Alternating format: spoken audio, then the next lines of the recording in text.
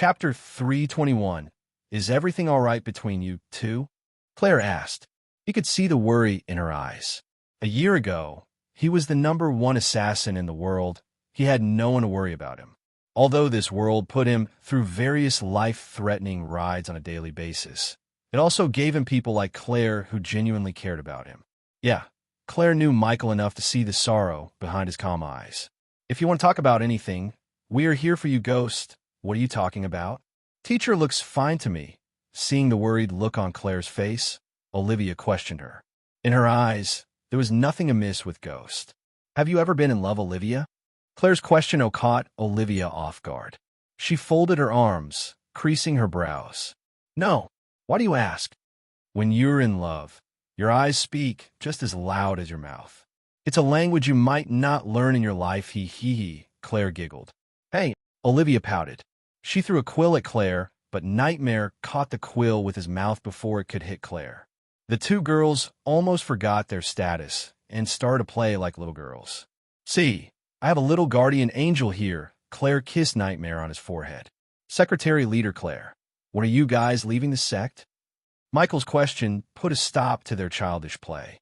Claire quickly regained her sect leader composure. In the evening, we'll travel to Sarton by carriages, and from there, we'll take the ships to Royal Land. It's an easier, safer, and far shorter journey than traveling by road. Cool. So, Olivia, how are your studies going on? He dragged the chair towards their study table. I finished the work you gave me, teacher. With a flick of her wrist, she filled the large table with parchments. Since Michael needed to take his mind off Guardians and Gaia, he decided to spend the time until they leave for Royal with Olivia. Let's stop theory stuff and move on to the practicals. Take out your cauldron out. Her face immediately lit up like someone lit a candle in her head. In a blink of an eye, a dark violet cauldron appeared on the table. On its surface, several silver runes could be seen. In addition to the runes, there were etchings of various shapes, such as flowers, plants, Olivia's name, as well as a lion's head. Teacher, would I be able to make pills and potions like you? I mean, without the cauldron. If Olivia asked the same question a few months ago when she started to learn from him, he would have really laughed it off. However, after all this time studying under him, he noticed the jump in her talent. At first, she was only able to make pills and potions with 50% purity. Now, she could touch the 57% purity mark. Although he became a 5-star alchemist in a few moments, after making almost thousands of pills and potions, he knew how hard it is to get the 7% leap in a short amount of time. However, this was not the time for her to learn his technique.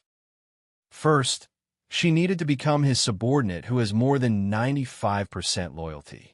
Only then, Michael would think about teaching her how to control the alchemy flames like him. That's too dangerous. A simple mistake and you'll be served rare. Ha. Claire couldn't help chuckling. Olivia stuck her tongue out at Claire, but she didn't argue with Michael.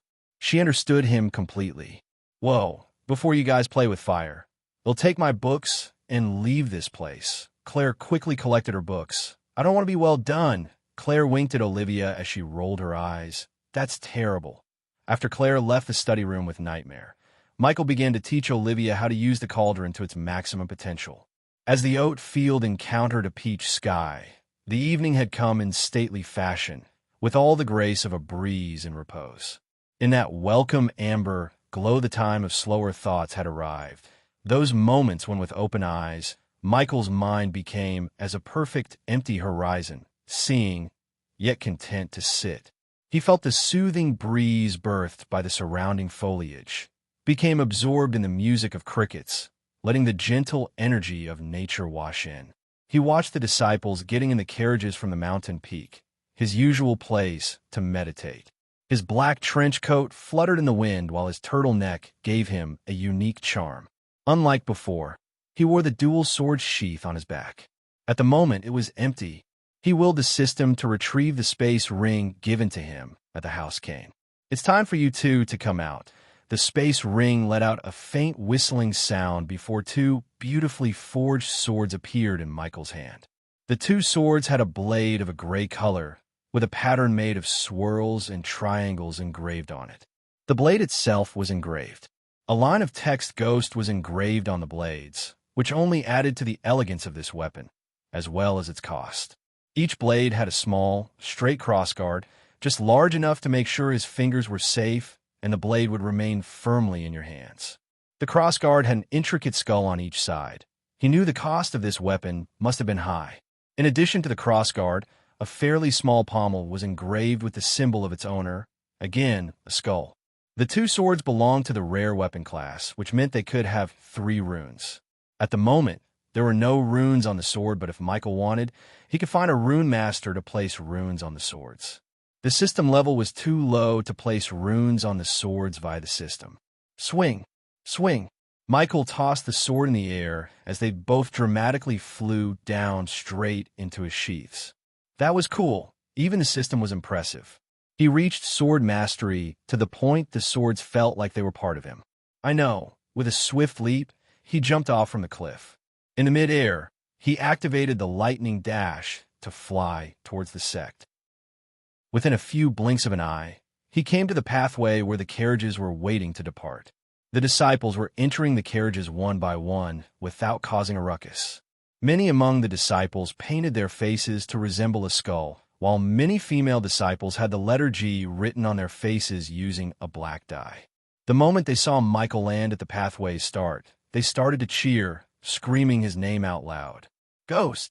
Ghost! Ghost! Ding! Congratulations to the host for successfully being a badass. The reward is 200 badass points. Ding! Congratulations to the host for successfully being a badass.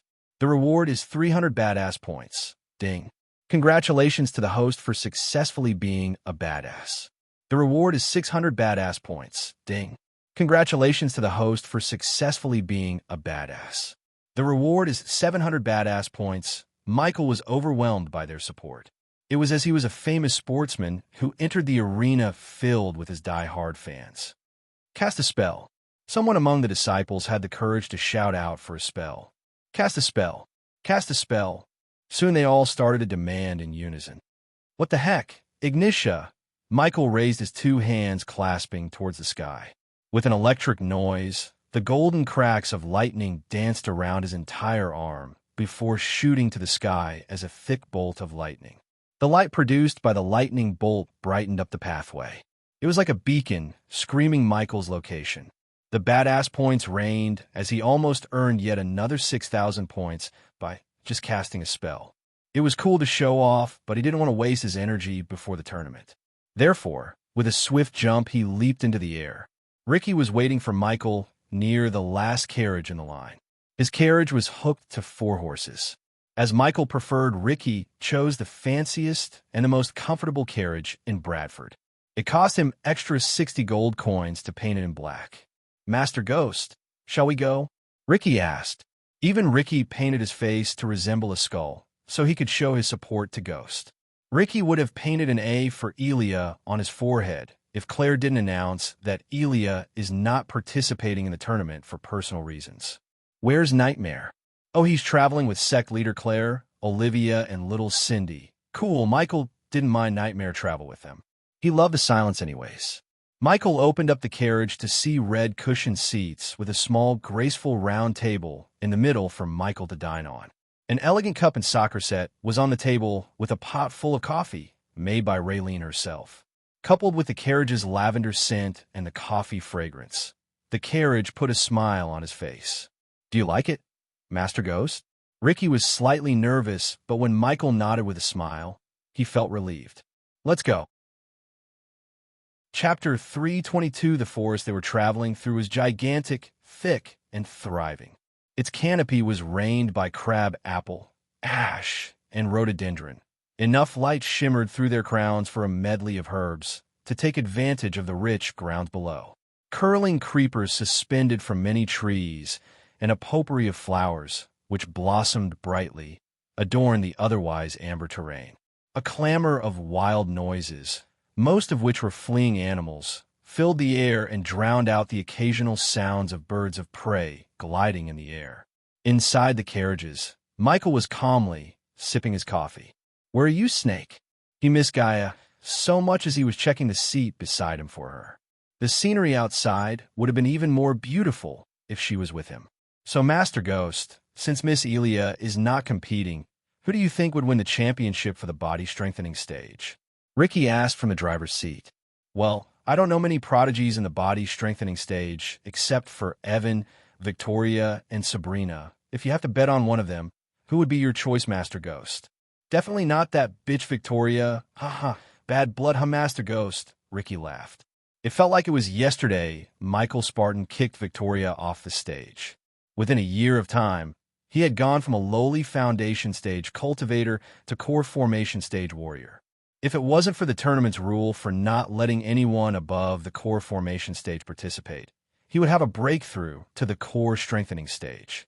Compared to the badass points he could earn fighting the tournament, reaching the next stage wasn't just as important for the time being. Master Ghost, I heard the princess and the king of Breedia coming to watch the tournament. Michael could feel the excitement in his heart through his voice. Princess, huh? To be honest, even Michael felt a little curious to see a princess in real life. It was hard to believe Gaia is a princess, as she was the last person one would expect to be a princess.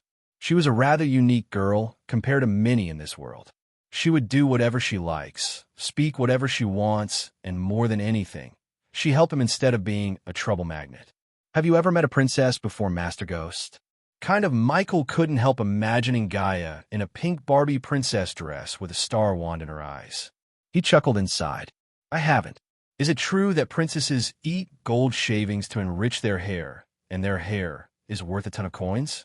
Are there any princesses without golden hair? Ricky barraged Michael with questions that sounded ridiculous, yet Michael enjoyed their little chat until something showed up in his environmental scanning map. I'm pretty sure there are princesses with a hair color other than golden. Ricky, will their hair go for a ton of coins? Do you have a hair fetish or something? Ricky scratched the back of his hand with an embarrassed look on his face. They continued to ride through the dark forest. He gazed at the starry sky through the windows. The bright friends of the moon and their pattern that seemed so fixed yet ever-changing, distant lights to call his heart, to remind him of the conversation he had with Gaia. Why are you up? Michael yawned, opening his eyes to see Gaia staring at the night sky. They were camping out on a mountain peak as they felt like sleeping under the sky. I was wondering how many stars are there. She was sitting on the ground while her hands wrapped around her knees. Are you really asking me that in the middle of the night? Just come here. Michael pulled her down by her waist with one swoop. You know, if we ever leave each other's side for some reason, we can look at the moon and know that the other is looking at the same moon. Well, look who's being romantic. Michael showered her with kisses all over her face. She enjoyed kissing every inch of her velvety soft face. He nibbled her ear while tickling her by running his hair gently through the side of her chest. It took extreme control not to do anything spicy. He respected her wish not to engage in anything other than kissing until marriage. Hey, that tickles. Stop. She wiggled to escape his hold. She tried to retaliate by trying to tickle him back, yet he simply overpowered her. Soon, their playful laughter reverberated the lonely mountain peak. Master Ghost, what do you think? In his moment of walking through the memory lane, he completely ignored Ricky's questions. What did you ask again? 3 guardians said that Mark was their brother. Mark said he had no brothers. Who was lying? Who asked? Michael asked while still keeping an eye on the figures in the environmental scanning map. They were following the carriages for some time. The question in his mind was whether they were particularly following him or not. Cindy, I don't know where she's getting these questions from. She keeps coming up with questions none of us can answer. I really wonder if there is an answer to each question. There is. Michael retrieved a drone from the system storage while Ricky was busy trying to figure out an answer to Cindy's question. The drone flew through the window, disappearing into the dark forest. Really? Come on, tell me, Master Ghost. It's time for payback. Ricky devilishly laughed. However, Michael did not tell him the answer as Ricky was expecting. Master Ghost, what are you doing?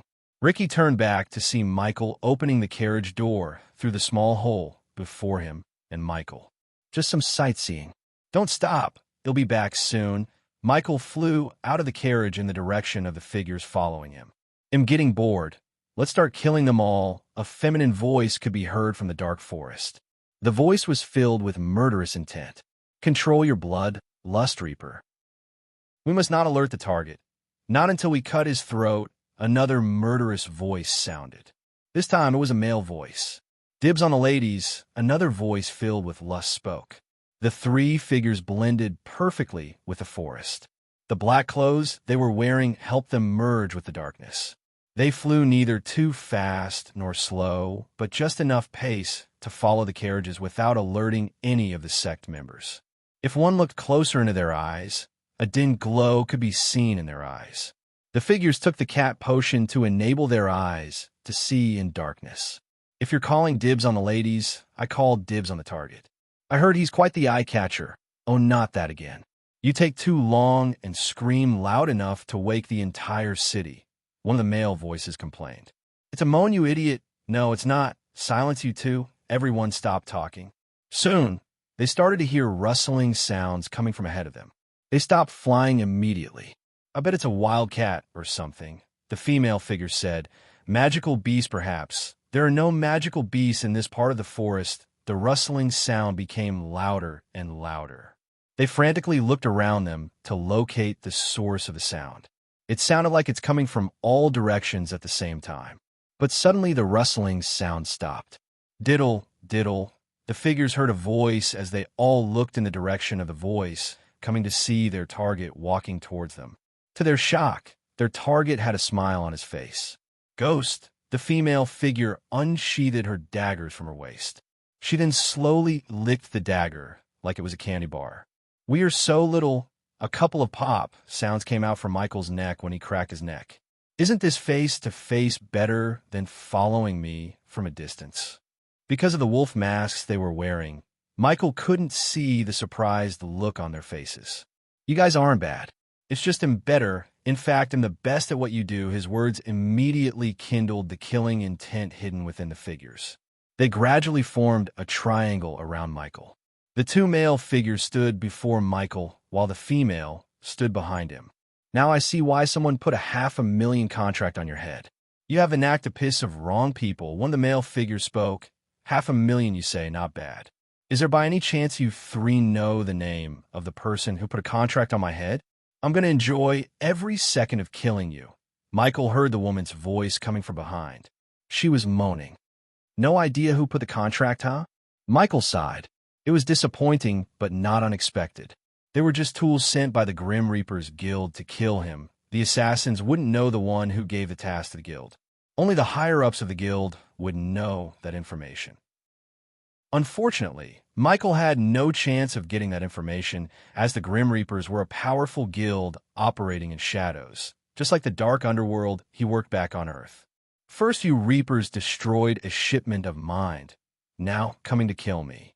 I'm really starting to get pissed. Humph! What are you going to do? Kill us? You don't even stand a chance. If you like this chapter, please comment, send Power Stones. If you really like this chapter and my novel, consider sending me gifts, as it would motivate me to put out more chapters. Any criticism, feel free to bash me in the comments. Chapter 323, You picked a night time to kill me. Good choice. Michael slowly walked forwards with his hand behind. The Grim Reapers were in no rush to kill him. It seemed like they wanted to kill him slowly, especially the woman behind Michael. Reduced visibility, darkness will help you blend, and your spells would draw less attention. Michael listed some of the pros of choosing nighttime to assassinate someone in this forest. But Michael stopped walking for a moment. You guys made a mistake, and what is that? The woman asked. She started to breathe more and more heavily. For a few moments, Michael didn't answer. He just let the silence envelop the place. You failed to study whether your advantage would also be your targets. The cat's eye potion would enable the drinkers to see in the night, yet it wouldn't be like natural vision. Hence, the three assassins failed to notice the changes in the surroundings. As far as they were concerned, the night couldn't get any darker. But it did when Michael cast the death range. All right, I can't, oh my God. Can't wait any longer. Suddenly her moans echoed through the forest out loud. She directly lunged at Michael. Love shackles in the midair. She cast a spell as pink giant shackles materialized in the sky above Michael. Frost rage, illusion lava. Michael's surroundings suddenly changed. The dark forest transformed into a fiery hot lava. He felt like he had been teleported into a boiling volcano. In addition to the illusions, several humanoid creatures made of frosty ice appeared around him in a 5-meter radius. If they weren't only at core strengthening stage level 2, Michael wouldn't have decided to face them head-on. Lightning dash. He dashed away before the shackles could land on him. Just while he was dashing away, he pinpointed the illusionary formation's source point. The source was on the ground, under the dried-out leaves beside the Grim Reaper who cast the spell. Ignitia. The lightning bolt hit the source point with deadly accuracy. Immediately, his surroundings transformed back to normal. When the formation got destroyed, it backlashed as a burst of arch energy stunned the spellcaster. The Grim Reaper was momentarily stunned. "Watch out!" The Grim Reaper who cast a spell to create frost creatures shouted. Ignitia. Michael quickly dashed behind the Grim Reaper. Without wasting a second of time, he sent a bolt of lightning through the Grim Reaper's heart. Because he was a core, strengthening stage cultivator, it did not one-shot him. Michael wasn't expecting the lightning bolt to kill him with one shot. That was why he immediately stabbed the cultivator through the wound created by the lightning bolt pulse. "Wolf!" The male Grim Reaper shouted when he saw Michael's sword sticking out of his colleague's chest. Michael twisted the sword, ending his life. Ding! Congratulations to the host for killing a core strengthening stage, level 2 cultivator. The reward is 300,000 experience points and 2,000 badass points. That's so hot. The female Reaper, however, did not seem to care about her colleague's demise. She just knelt on the ground, moaning loudly. "Woman, you're a fucking freak." Michael drew back his sword. He was glad that her climax slowed her down from casting another spell. "Kill him." The frosty figures moved slowly, but they were able to reach Michael since he stopped moving to kill the Grim Reaper. Ring of Fire. What was better to fight a bunch of humanoid creatures made of ice than flaming hot fire? Whoosh! Whoosh! The Ring of Fire sent 2 pulse blasts around Michael, burning everything it passed through. The ice figures did not completely evaporate, but their legs melted down. Another 2 pulses of the fire melted their upper body before they could reach Michael. Lightning dash, ice drag dash boom. Michael dashed at the Grim Reaper to end his life before he could cast another spell. The Grim Reaper was just about to finish his spell when he saw Michael lunge at him.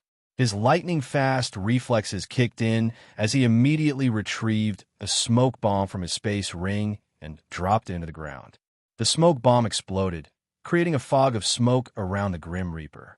It was a neat tactic that might have worked if Michael didn't have his X-ray vision and environmental scanning. Ignitia! Ignitia! Ignitia! The Grim Reaper did not stop moving as he kept running to escape the lightning bolts. The assassin had no time to cast a spell. He was expecting help from his colleague, but she was shaking on the ground. "Sucker!" Michael chuckled inside. The male Grim Reaper thought Michael was attacking him to kill, while the female cultivator was having a great time thinking that her target was busy with her colleague. Michael suddenly changed his target as he dashed at the female cultivator. While she was quivering on the ground, he tried to cut her neck. Unfortunately, she was quick enough to evade a fatal bow, yet the sword did cut her shoulder. Slash! You want to play? The female Reaper slowly stood up from the ground. Her legs were still shaking while her eyes radiated intense pleasure. 2 versus 1. You're dead. The male Grim Reaper sighed in relief, seeing his colleague finally entering the battle. He picked up a strange smell, but he didn't focus too much on the smell as he thought it's coming from the forest. TSK, TSK, TSK. You clowns should have gotten a job in a circus instead of an assassin guild. Now that's hurtful. Finally, the female Reaper's voice showed some murderous intent instead of freaky moaning intent. 4, 3. The 2 cultivators were confused when they heard Michael start counting. 2. When I'm gonna cough. What's happening? Just after taking a few steps towards Michael, the female Reaper started to cough. Behind the masks, their faces slowly turned pale. Their bodies shivered, not in pleasure, their bodies shivered in fear.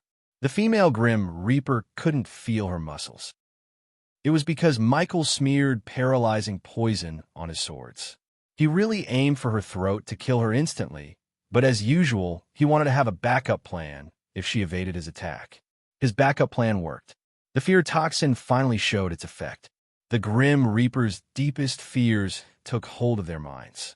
Michael clapped his hands together towards the female Grim Reaper. Golden lightning cracks danced around Michael's hands. The sound of electricity crackles became louder and louder, while the light radiated by the lightning cracks was so bright that it looked like someone put a light in the middle of them. Boom! Michael used half of his arch energy to power up the lightning bolt. The thick bolt of lightning soared through the air. When the lightning bolt met its target, it didn't go through her, but destroyed half of her body. She stood there bloodied. Half of her body was gone. Blood splashed from her body while skin slowly peeled off of her. Even the bones were charred as they were visible to the naked eyes. She clung to her life, but she was not in shape to fight. Finally, she fell to the ground. What happened to her didn't horrify the other Reaper, as he had seen gory things like this in the past. But what terrified him more other than the fear toxin in his body was the fact that his colleagues were murdered by Core Formation Stage Warrior. They planned everything perfectly, yet nothing went according to the plan from the beginning. To this moment, they had no idea how he found them, how he was this strong and fast. What was the sudden fear they felt? Chameleon attack. While the female Reaper was twitching in the ground, the other one screamed, looking into the dark forest behind Michael. Any moment from now, the Grim Reaper expects their fourth member, also known as their Plan B, jump out of the darkness to plunge a dagger into their target's chest from behind. His name was Chameleon, huh? The Grim Reaper's heart skipped a beat. He mumbled. IT was taking everything in him to fight off the sudden fear in his heart. Hence, he hoped Chameleon would kill Michael, ending their battle. I killed him. The moment Michael completed his diddle-diddle, Chameleon lost his life due to blood loss. When Michael first noticed he was being followed, he saw not 3, but 4 hostiles in his environmental scanning map. The fourth one, however, did not travel with the 3 of them. He traveled alone, keeping his distance from the trio. Since he was alone, Michael took care of him first by stealth killing him. The Chameleon was completely caught off guard. Michael quickly stabbed his throat a couple of times to silence him first. Then he broke Chameleon's neck using his full strength, which was boosted by death range. The Grim Reaper saw a bloodied lizard mask appear in Ghost's hand. Although it was bloody, he was sure that the mask belonged to the Chameleon. Michael threw the bloody mask near the bloody corpse of the female Grim Reaper. Ignitia, Michael knew the lightning bolt would hit its target without a problem because the Grim Reaper's courage to fight was broken. The fear toxin was still affecting his mind, and the sight of his 3 dead colleagues ripped off any fighting spirit he had left in his heart. Even if the Grim Reaper tried to escape, Michael could take his full Lucifer form, which would boost his power to core strengthening stage level 4, and kill him. Ignitia, lightning dash. He fired another bolt of lightning after the first one hit. The very next moment, he activated the lightning dash to close the distance between them.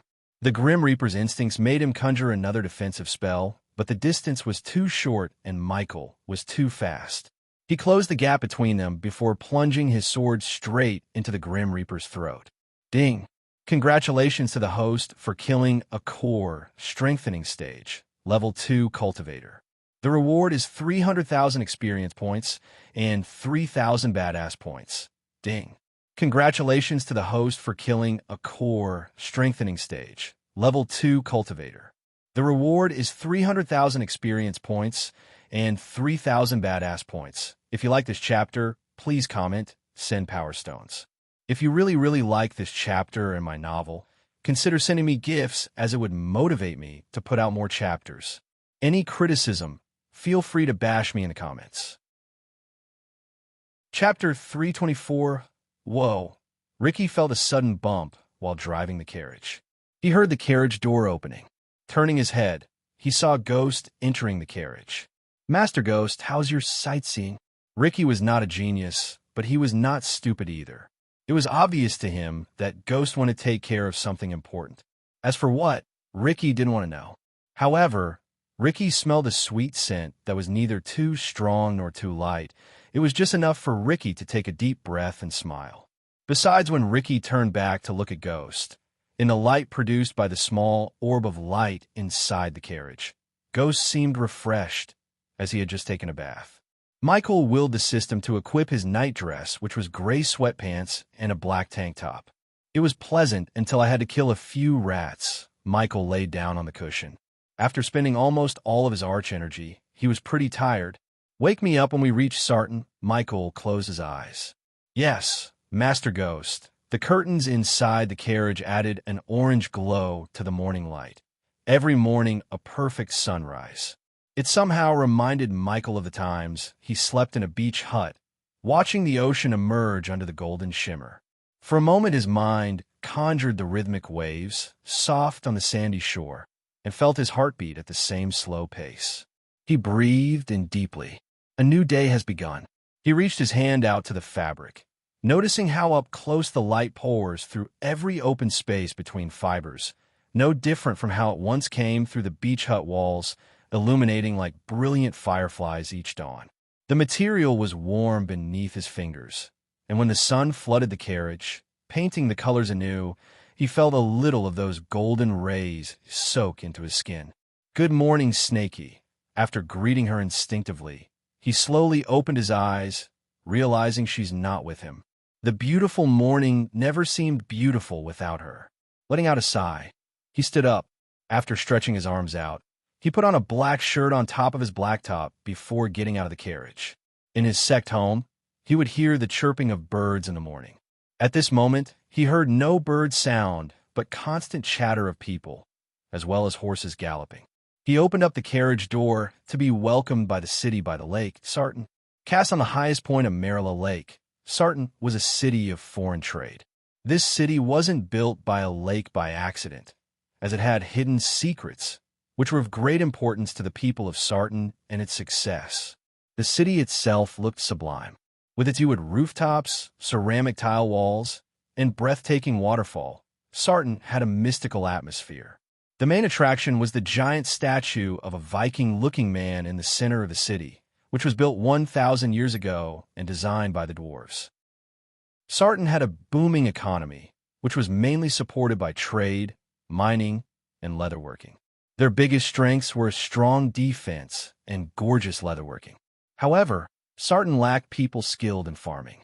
Despite its strengths and weaknesses, Sarton was most likely headed towards a horrible future under the leadership of Baron Adwell. But this was yet to be seen. Instead of his usual black shoes, he just wore a pair of black slippers. Therefore, when he stepped outside, he felt the hot sand between his toes. As far as he could see, there was nothing but people and carriages. More and more carriages were approaching where he was. No one noticed Michael as he walked around the carriage to locate the people of his sect. What stood in front of him was a beautiful lake. The water was movie star blue, the kind of blue their eyes are. In it, the wisps of clouds were reflected just as well as the steep sides of the glacial valley, all greens and grays.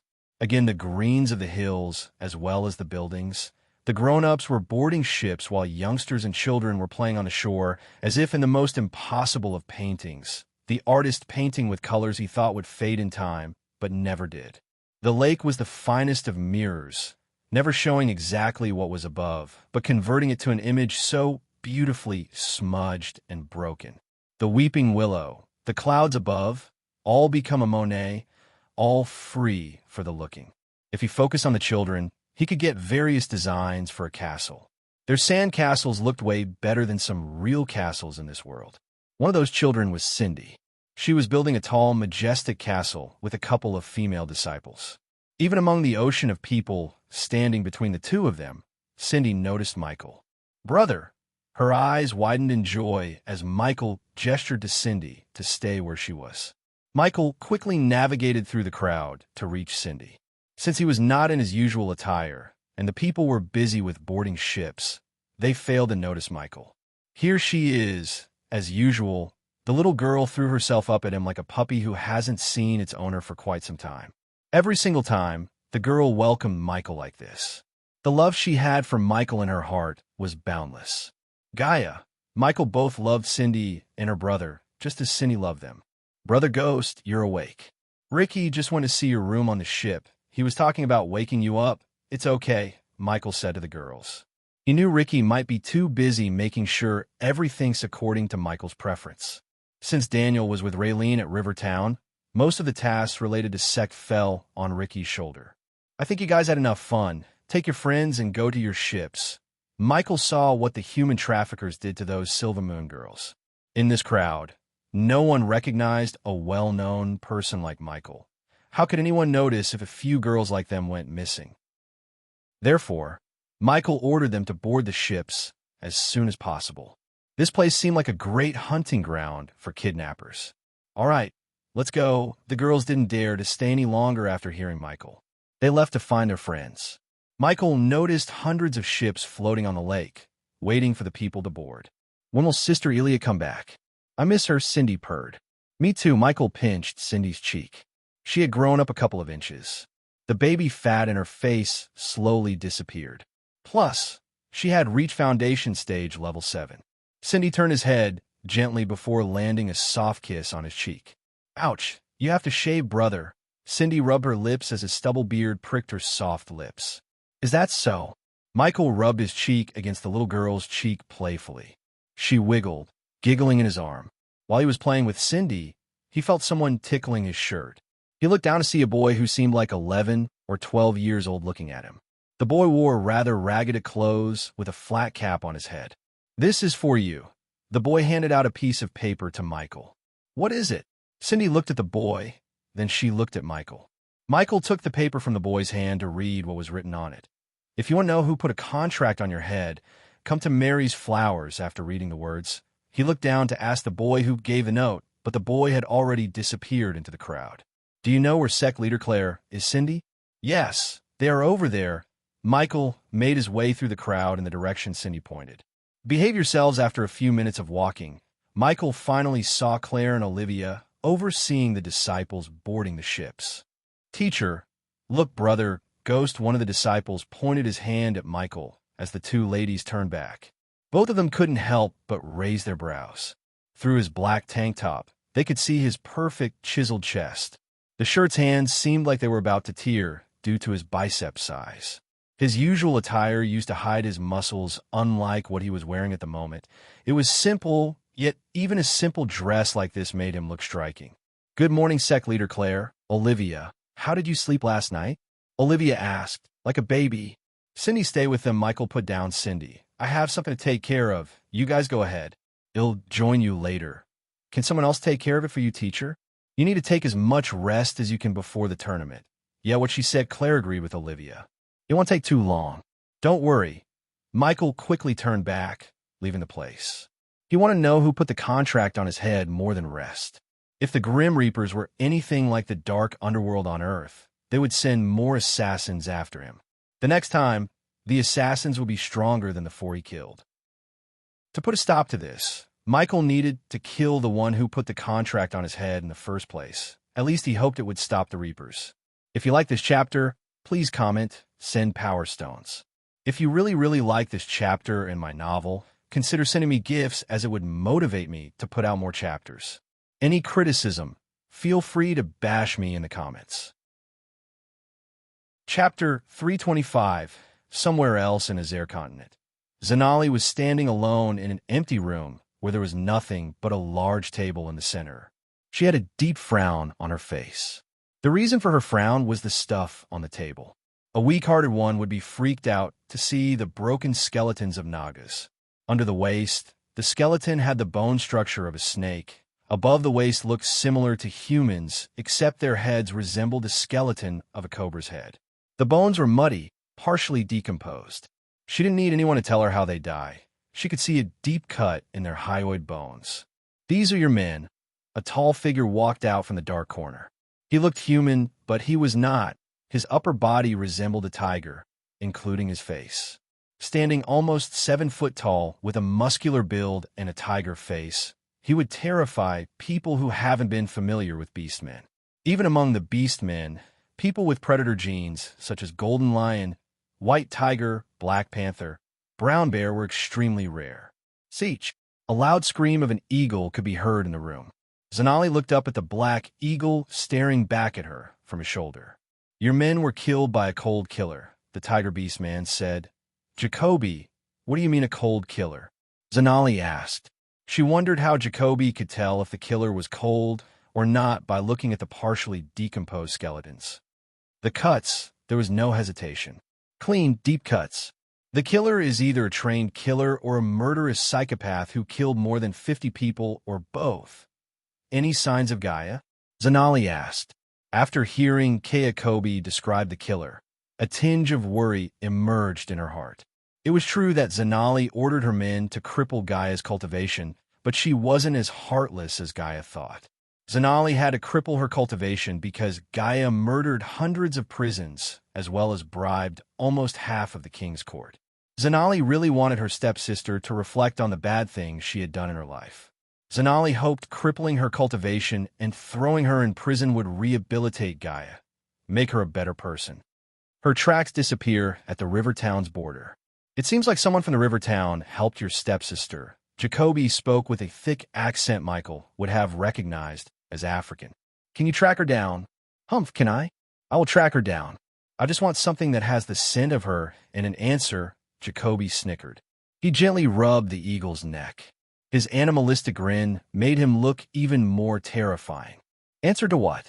Jacoby finally stepped out of the darkness, completely revealing his golden fur-filled upper body that looked exactly like a Bengal tiger, except for the hat on his head. Do you want your stepsister dead or alive? After giving Jacoby what he needed to find Gaia, Zanali came back to Peyton's manor. Zanali saw her friend resting her head on the hand, which she only did when she was either pissed off or worried or both. Peyton, what happened? She sat beside Peyton. Nothing. Peyton waved her off, but behind her glasses, Zanali could see a sliver of anger. Don't give me that, Missy. Something happened with the Alpha Guardian?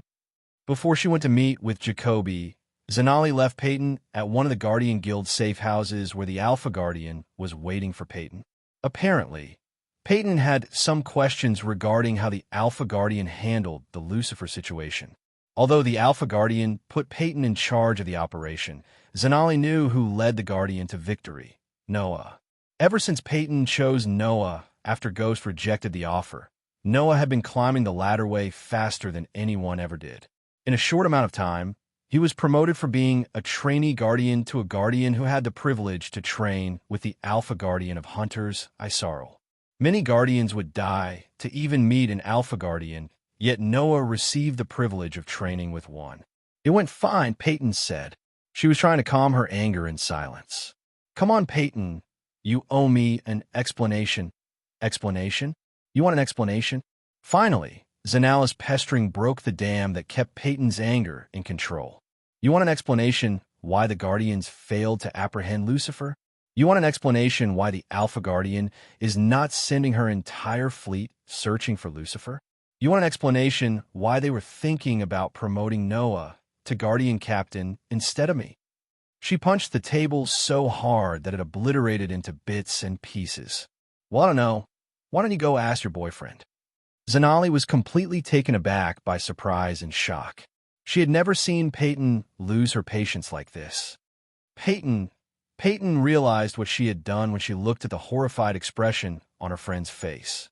Plus, the mahogany table that was reduced to nothing but a pile of splinters helped her realize what she did. I'm sorry, Zanali. Zanali understood that Peyton wanted to be alone for some time. However, Peyton never left her side when she needed a friend to talk to. Most of the Guardians didn't like Nagas. To Zanali's luck, a bunch of racist humans were the ones who hired Zanali's batch of Guardians. At first, they rejected Zanali just because she was not a human. It was Peyton who fought them and cashed in all her favors to recruit Zanali, just because Peyton valued Zanali's talents more than anything. In Peyton's rage, she let out the matter of promotion. Zanali knew Peyton was working hard to get that promotion. It was the reason she took the risk of starting Operation New Dawn, which was to catch Lucifer, and she did. Although Noah also deserved to be promoted, Zanali knew it wasn't fair if Peyton got passed on that promotion because of Noah. Zanali was stuck in a dilemma. One side was her best friend. On the other side, the man who stole her heart. It was impossible for her to pick either of them over another. It wasn't my fault they couldn't catch Lucifer. Let me tell you something, Zanali. Something happened. I don't know what, but something happened. You were there. Did you remember anything before the blackout? No. After Michael teleported, the Silent Reapers sunk into the bottom of the sea. They remembered waking up on the Alpha Guardian's warship. Before Peyton lost her consciousness, she could swear she felt immense pressure coming from Noah. Plus, she saw something change in Noah. She couldn't put her fingers in what, but something changed. She told the Alpha Guardian about this, yet she just brushed it off instead of investigating. Peyton tried to convince the Alpha Guardian to continue the search for Lucifer. However, the Alpha Guardian didn't seem like she's going to let anyone look for the Dark Lord. Why aren't we hitting the kingdoms searching for the Dark Lord? Are they waiting for him to become stronger? Peyton asked. At least they should have retrieved that evil ship from the sea to find any clues. You know they have to do a closed casket funeral for Gina. Peyton couldn't finish off her sentence. She blamed herself for Gina's death. If it wasn't for Peyton to pluck her out of the trainees to put up with the Silver Moon girls, she wouldn't have ended up in the Dark Lord's ship. Because of her, Gina was murdered by Lucifer brutally, yet the Alpha Guardian refused to continue the search for Lucifer. It's like the Alpha Guardian want to nurture Noah more than catching Lucifer, who murdered one of our own. Are you questioning the Alpha Guardian, Peyton? Peyton walked towards the window. For a few moments, she just stared at the pond outside in silence. I don't know, Zanala's heart skipped a beat. In all those years she knew Peyton, she had never seen her question the decision made by the Alpha Guardian. Peyton basically worshipped the Alpha Guardian, as she even had a picture of the Alpha Guardian in her room. What if we take some time off, Peyton? Go see the championship tournaments. ITLL, take your mind off from all these works. Just like Peyton, Zanali too needed a break, especially after knowing her sister might be with a killer. Since no Guardians were allowed to participate in the tournament, she wasn't going to the tournament, but now it seemed like a good thing as it might relax both of their minds. Whatever, Peyton just shrugged. She wasn't interested in tournaments like many people. If they asked her, she would let the youngsters get survival training for 3 months instead of the tournament. Besides, her mind was not in the mood for tournaments. However, she knew Zanali was right. She needed to take her mind off from the Guardian business for at least a couple of days. So that's a yes. Wonderful. They'll go take care of free things before we leave. Zanali clapped her hands together in joy. After Zanali left the room, Peyton was staring at the distant sky. She could feel her belief in the Guardian Guild had been shaken. How could they think Noah is better than me? I recruited him, not the other way around, she talked to herself. Without even she herself knew, the fire of anger towards Noah had been lit in her heart at this exact moment. If you like this chapter, please comment, send Power Stones. If you really like this chapter and my novel, consider sending me gifts as it would motivate me to put out more chapters. Any criticism, feel free to bash me in the comments. Chapter 326. Just like any cities he had been to, Sarton also looked medieval-ish. Since Sarton's main income was trading, the Greystone Road was filled with merchant carriages. Michael walked alongside the road through the crowd. The air smelled different, like a perfume mixed with the lake air. Apples only 3 gold coins. We have the freshest seafood, just caught. Royal Times, who killed Minister Bagru. An investigative piece inside. Ships to Royal Land can be hired here. We have nice discounts. From either side of the road, vendors called out for people. Several street urchins were standing up on a stack of crates and waving the Royal Times newspaper at the crowd. Michael came in front of a seafood stall where he saw blue-color lobsters, tiny crabs, and fishes laid on baskets. They all looked fresh, even smelled good. Excuse, the vendor who was sprinkling water onto the fishes greeted Michael with a wide grin. Can you tell me where Mary's flower shop is? The vendor's smile dimmed out, realizing Michael was not hereby. The vendor was disappointed, yet he didn't dare to show his disappointment through any words. Although Michael was wearing normal clothes, the vendor could tell he was a cultivator. Over the years, he had seen people getting killed by the cultivators for simple reasons. Therefore, when Michael asked for direction, he just gave it to him. Go straight and take a left, thank you. Michael nodded with a smile before leaving. Among all the stalls, he picked up the seafood vendor subconsciously. When he was traveling with Gaia, she always dragged him to the stalls that sell food or anything related to food. It took him a few seconds to realize why he chose the seafood stall. Remembering the times he had to drag her away from the food stalls by force, he smiled. He walked in the direction the vendor showed him. The air started to smell different. He could taste the sweetness in the air. The smell of roses was overwhelming. The moment he turned left towards a small alley, he located Mary's Flowers. He didn't even need to read the name board. The fresh, colorful flowers in front of the shop were enough. Mary's Flower was not a street stall. It was a glass building that looked elegant both outside and inside. The building was almost 3 meters away from the pavement. The 3-meter space between the pavement and the shop was crammed with flower vases. They had barely enough space to walk to the glass door without grazing the flowers. In addition to the flowers from the earth, such as blood-red roses, pink lotuses, blue dahlias, as well as golden orchids, there were several flowers that solely belonged to this world. For instance, one of the vases had dark gray, 3-petal flowers. His mind was not, however, in the mood to enjoy their beauty. He wanted to know who put the contract on his head so he could put an end to this threat. "Welcome to Mary's Flower, young lord." The door opened with a ding sound as Michael was welcomed by a young girl in her early teens. She was neither too tall nor too short. With perfect petite structure, she put her brown hair into a bun. A blue lily was sticking out of her bun. "Send him in." As Michael was walking towards the counter, a voice sounded out of nowhere. "This way, young lord." The girl's smile disappeared from her face. She now looked rather stoic. She left the counter. Michael followed her to one of the glass racks filled with rose bouquets. Sliding the glass door, the girl pulled the bouquet in the center. Crack! Just a few seconds after the girl pulled the bouquet, he heard a cracking sound. Then, the glass rack before him moved slightly towards the right, leaving just enough space for one to fit in. Through the space, Michael was able to see a table and a chair in the chandelier light. "Lord Information is waiting for you inside." The girl gestured at Michael to step forward. Without wasting a time, Michael entered the room behind the glass rack through the space. Crack! He heard another cracking sound as the secret door, made of glass racks, slowly closed behind. Michael took each step forward with caution. Lord Ghost. A figure greeted them, sitting behind the mahogany table. Silver, shoulder-length hair hung over a full, charming face. Hollow brown eyes, set concealed within their sockets, watched Michael from top to bottom with a hint of surprise, probably due to Michael's normal attire. The glimmering, smooth, shiny skin perfectly complemented his almost perfect jaw structure. Michael couldn't help staring at the man's pointy ears. An elf. This was the first time Michael had seen an elf in real life. The elf looked exactly as the movies portrayed them, except for the sweet scent they radiated. There was something wonderful about him. Perhaps it was his friendly demeanor, or perhaps the beautiful smile on the elf's face. Nonetheless, Michael didn't feel any vibe of hostility from Lord Information, obviously.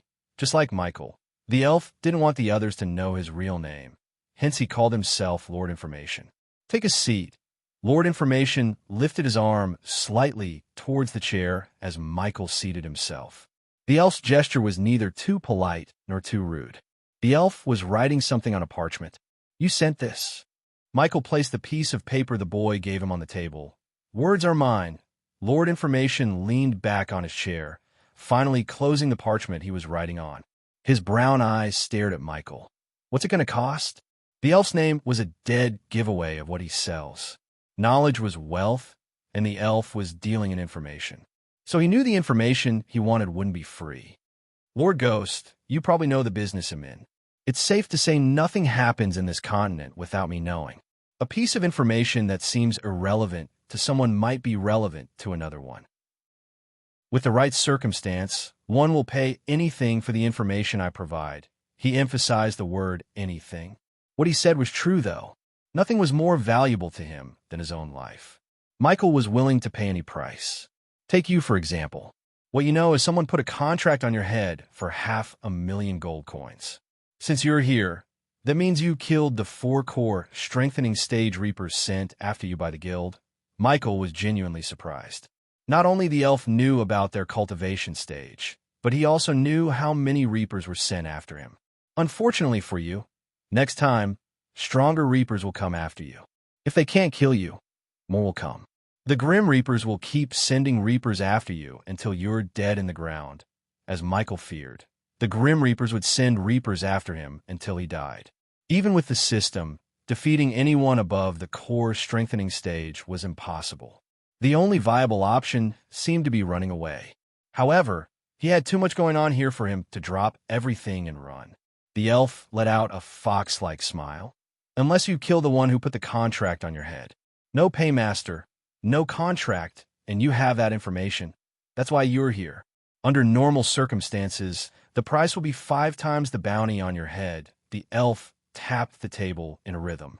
I'm afraid this is not one. The price for this information aren't gold coins. The price is a favor from you, favor. Michael was surprised, yet he also sighed. I knew this won't be that easy, he said to himself. If he had to pay 5 million gold coins, he could have easily paid to buy the information. However, the elf seemed to have a different idea in his mind. One of my elite clients has provided the information you need. Rest assured, it's completely accurate. The one provided this information isn't interested in gold coins. They want me to do them a favor. No questions asked, I presume. Lord Information nodded. If it's within my power, they'll give what they want. Wonderful. It's yours, but knows this Lord Ghost. Your word is your bone. If you backed out from your word before giving the information, the elf dragged his words out instead of finishing his sentence. The elf wanted to let Ghost know the consequences of going back on his word. I didn't survive till now backing out of my words. Lord Information, Michael wouldn't dare to back out of his words as Lord Information just had to pay the Grim Reapers a visit to end his life. Right from the beginning, Michael's intention was to become strong without making many powerful enemies. Michael would rather have Lord Information as a valuable ally at his side than as an enemy. An elf with dark secrets to sell could become the backbone of Lucifer's rule. Finally, the elf slid a piece of white paper towards Michael. He slowly leaned forward to pick the paper. The moment his eyes fell on the piece of paper, everything started to make sense. To this moment, he was planning various ways to kill the one who put the contract on his head.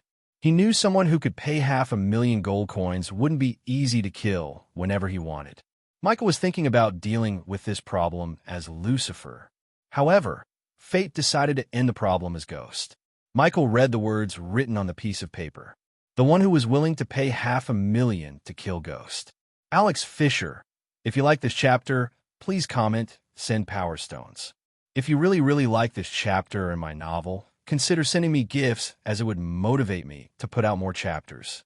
Any criticism, feel free to bash me in the comments. Chapter 327. The light had long gone, but there was no mistaking where they were. Through the moonless night came the rhythmic pounding of the waves, as always the salty air moved gently over their skin, wrapping them around as the warmest of soft towels. The sailing ship was fashioned from ancient oak, with masts that stood as tall. Instead of its once green foliage, it was adorned by sails of white to dove gray. To see the rich timbers, strong browns close to black, brought a sense of peace inside, perhaps akin to that given by a meadow. Yet for the next few hours, the fragrance would not be of wildflowers, but of the open sea, ever-changing, ever-constant, ever in motion beneath the clouds who sail above. On the edge of the ship, Michael was enjoying the view with Cindy by his side. Since he heard fishing calms one's mind and soul, he bought fishing rods from Sarton after leaving Mary's Flowers. Oh, come on, Brother Ghost. When will you catch something? Cindy rested her head under Michael's arm.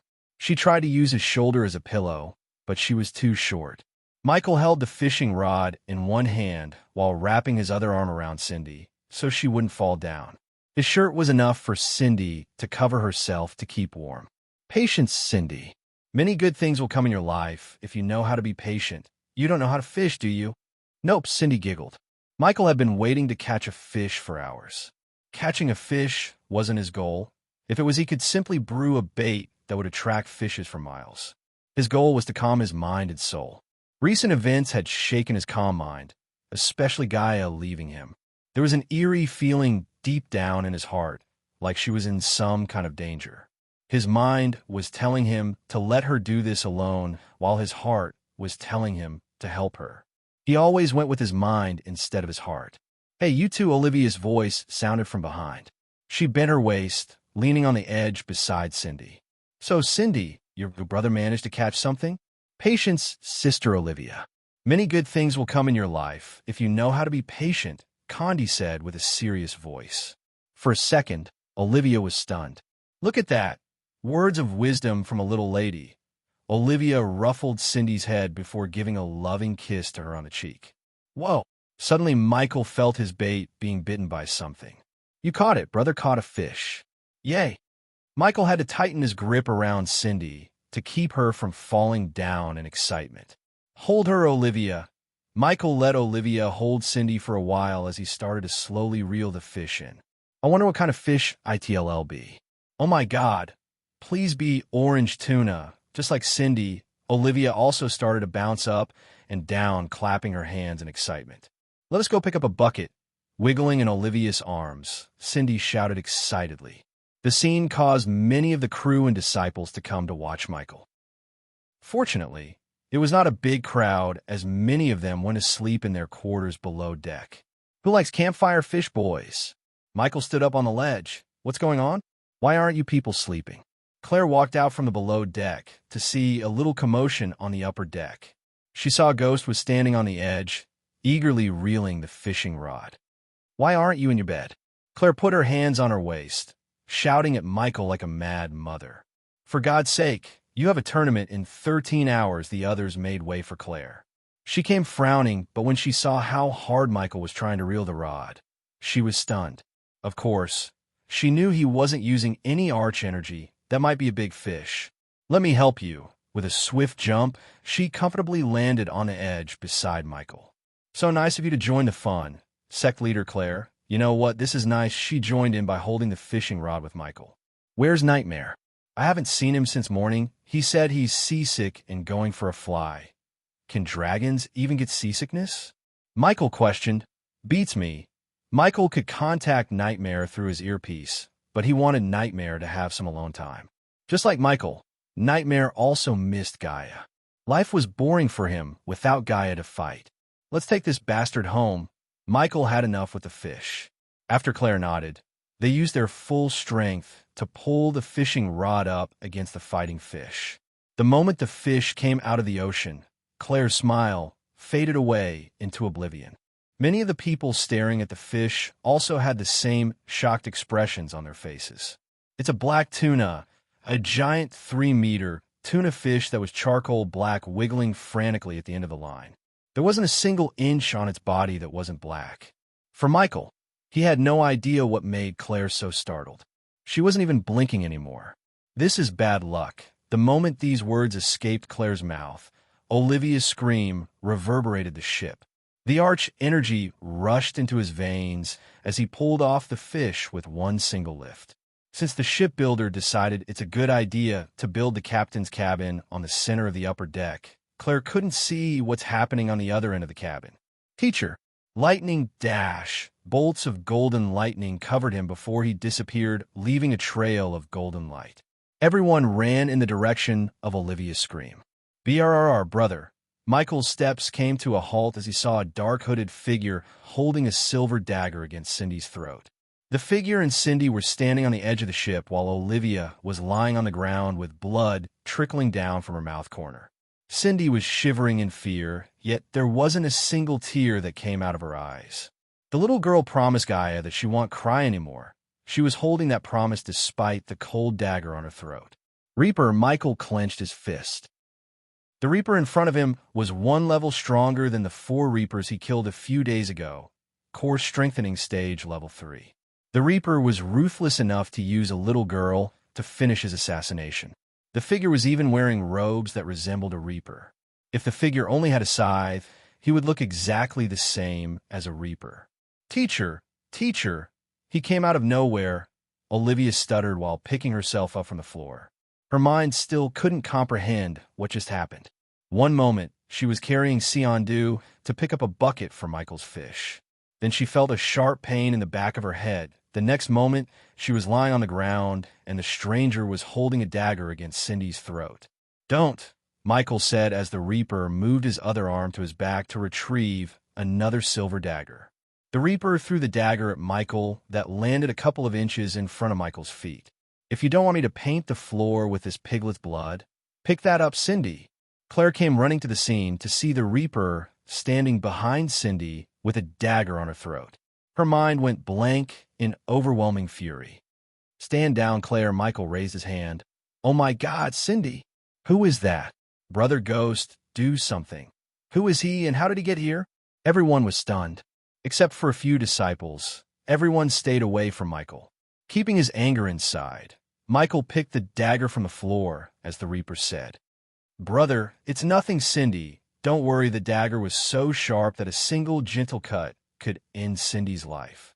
Even if he transformed into Lucifer, the Reaper could kill Cindy before he could kill the Reaper." However, it was not like Michael did not have any plan. After Jack's death, Michael made sure everyone he cared about would be safe in the face of danger. Cindy suddenly felt something crawling on her chest. She tried not to wiggle as something slowly crawled up toward her neck. She stared straight into Michael's eyes. "You know what to do." After Michael picked up the dagger, the Reaper said in a gritty voice, "What is he talking about, teacher? Who is he?" Olivia shivered. "You have 10 seconds, the Reaper said.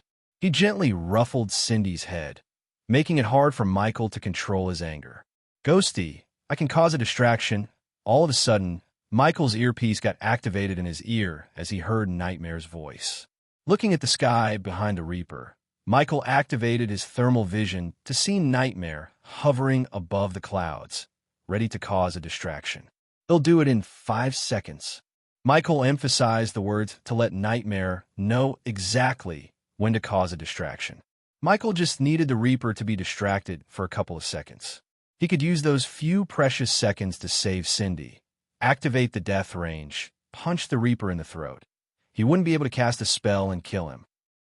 In addition to the throat punch, he would make the spider that's currently crawling on Cindy's shoulder towards the Reaper inject the paralyzing poison into the Reaper's bloodstream. The paralyzing poison was strong enough to paralyze the Reaper for 5 to 10 seconds. However, everything had to work perfectly without a hitch. Otherwise, the Reaper would kill Cindy in front of their eyes. If you like this chapter, please comment, send Power Stones. If you really like this chapter in my novel, consider sending me gifts as it would motivate me to put out more chapters. Any criticism, feel free to bash me in the comments. Chapter 328. No one has ever suffered, as you will, Michael mumbled under his breath. Although he never showed what he's feeling inside on his face, he was burning with anger. "Hurry up! I don't have all day," the Reaper growled. "Ghost," the word barely escaped through the gritted teeth of Claire. Anger turned her rosy skin into somewhat red. 1, 3. The Reaper started to count as Michael gradually moved the dagger towards his neck. "Teacher Ghost." Olivia and Claire were startled. They trusted Michael to handle the situation, yet what he was doing stirred up their fear. The disciples desperately wanted to help however they could, but they saw no way of helping Ghost. The Reaper moved the dagger an inch closer to Cindy's throat. Cindy's legs turned to jelly, feeling the cold dagger against her throat.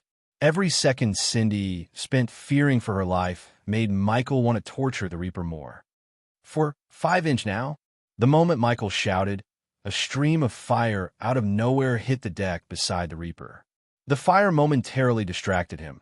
Lightning dash, Michael immediately cast the spell to save Cindy.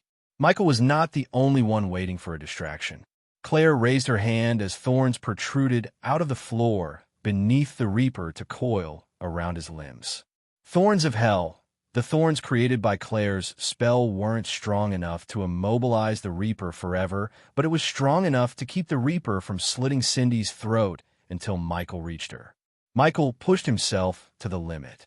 When he reached the Reaper, Michael pushed Cindy away from the dagger in one hand, while clenching the dagger in the other. The moment Cindy was free of the Reaper's hold, Olivia leaped at Cindy, picked her up, and then dashed away as quickly as she could. If it was normal fire, the Reaper would have cut Cindy's throat, but it was not. A dragon's breath burned hotter than anything. The hot blast created when the fire stream hit the deck boiled the Reaper's skin, as he didn't have any defense spells cast on him. Moreover, his hands went numb after feeling a sting on his palm. Kachak! Michael chopped at the Reaper's throat. Ard cough, cough. The Reaper clenched his throat in agony. While he was coughing, Michael sent a few blasts of wind to the fire around them. Wind blast. The blasts quickly put out the fire, making the ship dark again. In addition to the fire, the people staring at the scene terrified were also sent flying away by the wind blasts, including Claire and Olivia. Death range. Michael's strength skyrocketed after he cast the death range. Now he danced Kachak. Kachak. Michael landed a couple of more chops on the Reaper's throat. His hyoid bones were already dislocated by Michael's chops. Unless the Reaper could jump to the fusion stage and cast spells mentally, he was weak as a chicken to Michael. Cindy, are you all right? You poor thing. Here, drink this. On the other hand, Olivia embraced Cindy tightly, afraid of letting Cindy out of her reach. Cindy was still shivering when she swallowed the healing potion. Teacher, Olivia looked up to see Michael lifting the intruder by his neck. Due to the darkness, she couldn't see his face. However, she could feel the cold, killing intent radiating from Ghost. Everybody back off. Seeing the disciples who were sleeping in the below decks running to the scene, Claire shouted at them. She did not want the disciples to be caught in the crosshairs. Brother, Cindy reached out her hands to Michael. No, sweetheart. Let's get away from them. Olivia rushed away to safety, carrying Cindy in her arms. Boom.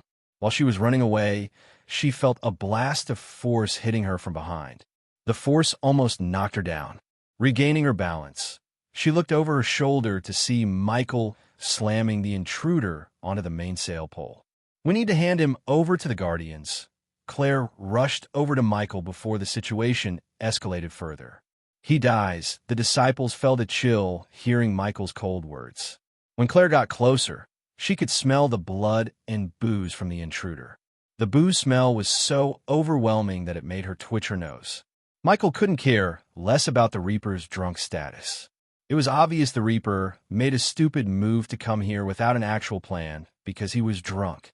The booze slowed down the Reaper's reflexes and dimmed out his ability to fight back. Boom! The entire ship shook when Michael slammed the Reaper against the main pole. Son of a bee dash! Michael ripped off the Reaper's plain wooden mask of his face. Behind the mask, an old wrinkly face stared back at Michael. His eyes were gray, no facial hair, not even eyebrows could be seen on his face. Arg! Claire saw Michael put his hand straight into the old man's mouth. Ah! The old man frantically shook his body as he was being electrocuted. Claire was unable to make up her mind whether to help the old man or not. Some of the daredevil disciples quickly lit the torches on the deck to see what Michael was doing to the old man in clear light. The torches radiated a bright orange light, revealing everything to them. They saw a ghost standing in front of an old man with his arm inside the old man's mouth. The man kept wiggling to escape. His gray eyes almost turned red in agony. All of a sudden, Michael pulled his arm out of his mouth as blood splattered on the ground. Is that? I'm gonna puke, Oh my God. Ark. When they saw Michael's hand, which was dripping the old man's blood, their faces turned green. Some of them immediately threw up on the spot, while many female disciples screeched like banshees. It was all because of what they saw in Michael's hand, the old man's bloodied tongue. HRRRJHHH, the old man's muffled cry of agony sent chills running through their spines. Claire was nauseated while Olivia quickly closed Cindy's eyes, but she knew it was too late. Olivia felt Cindy's body start to shiver. Michael, however, didn't stop there. I'm starting to get creative. Can you guess what I'm about to do next? Michael let go of the Reaper's neck as he fell down to the floor. The old man wiggled like a fish out of the water in excruciating pain.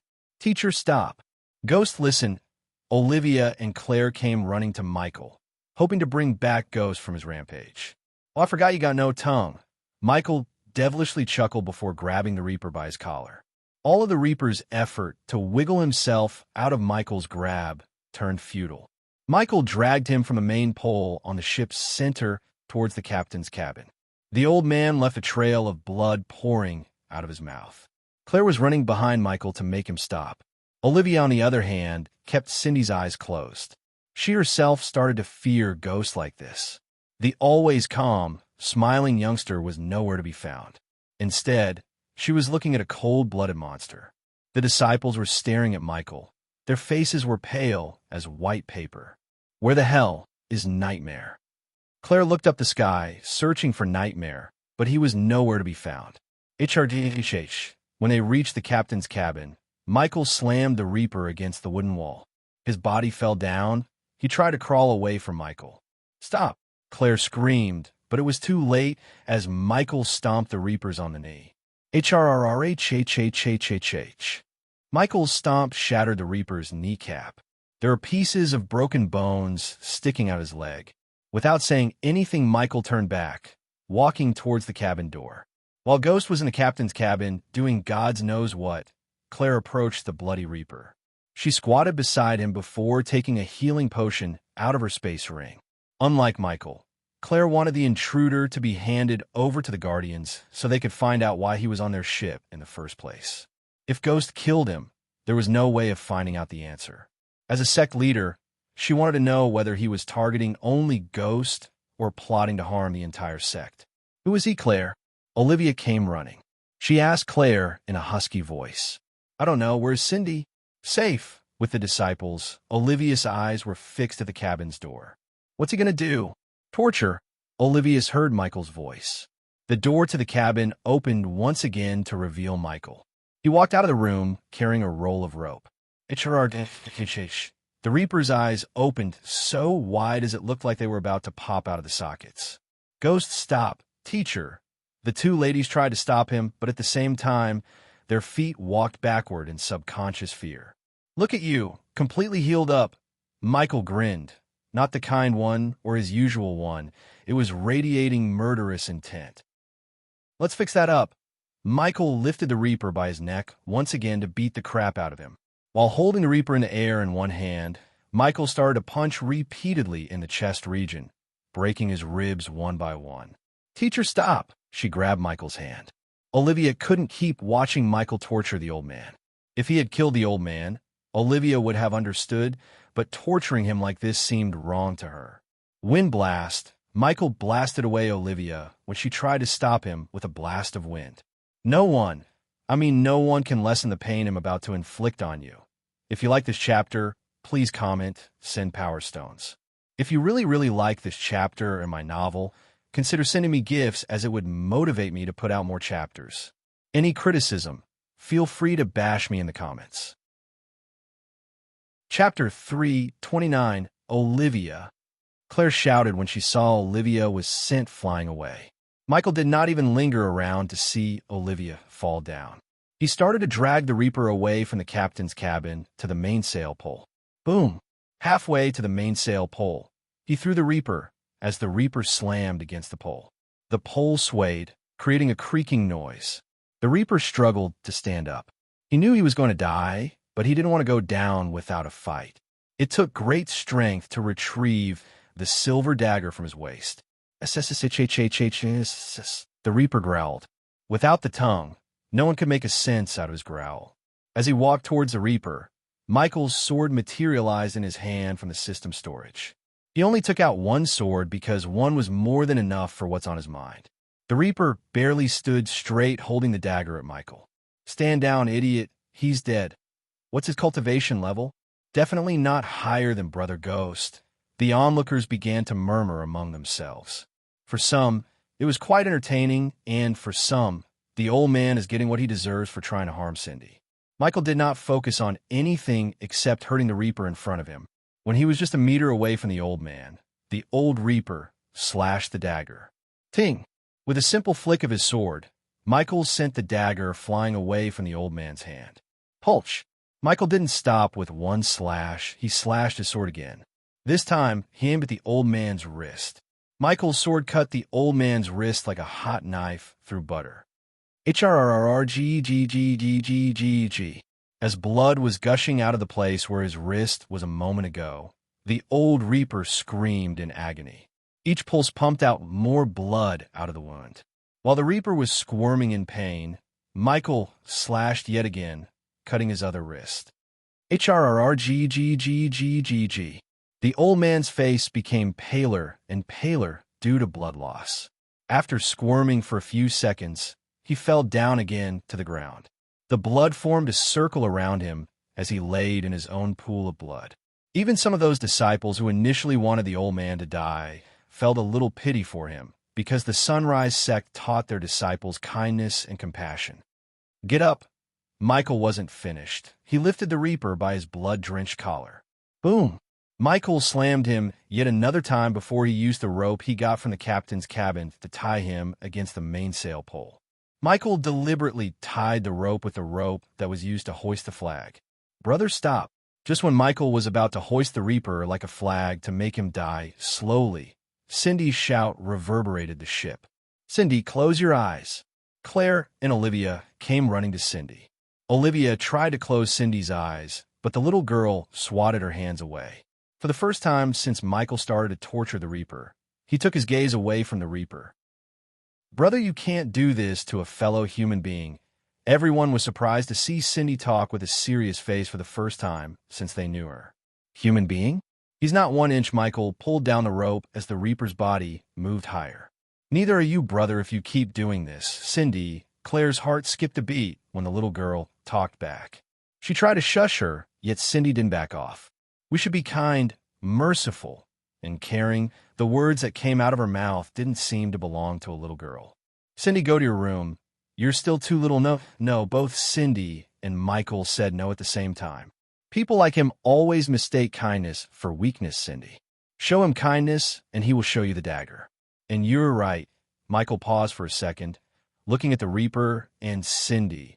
"I'm not human. When someone pisses me off." Michael pulled down the rope with enough force that catapulted the Reaper's body to the top of the mainsail pole. Diddle diddle, the flag of the Sunrise sect now had a bloody body hanging in front. "We are so little bar." She stuttered in shock, seeing the bloody body.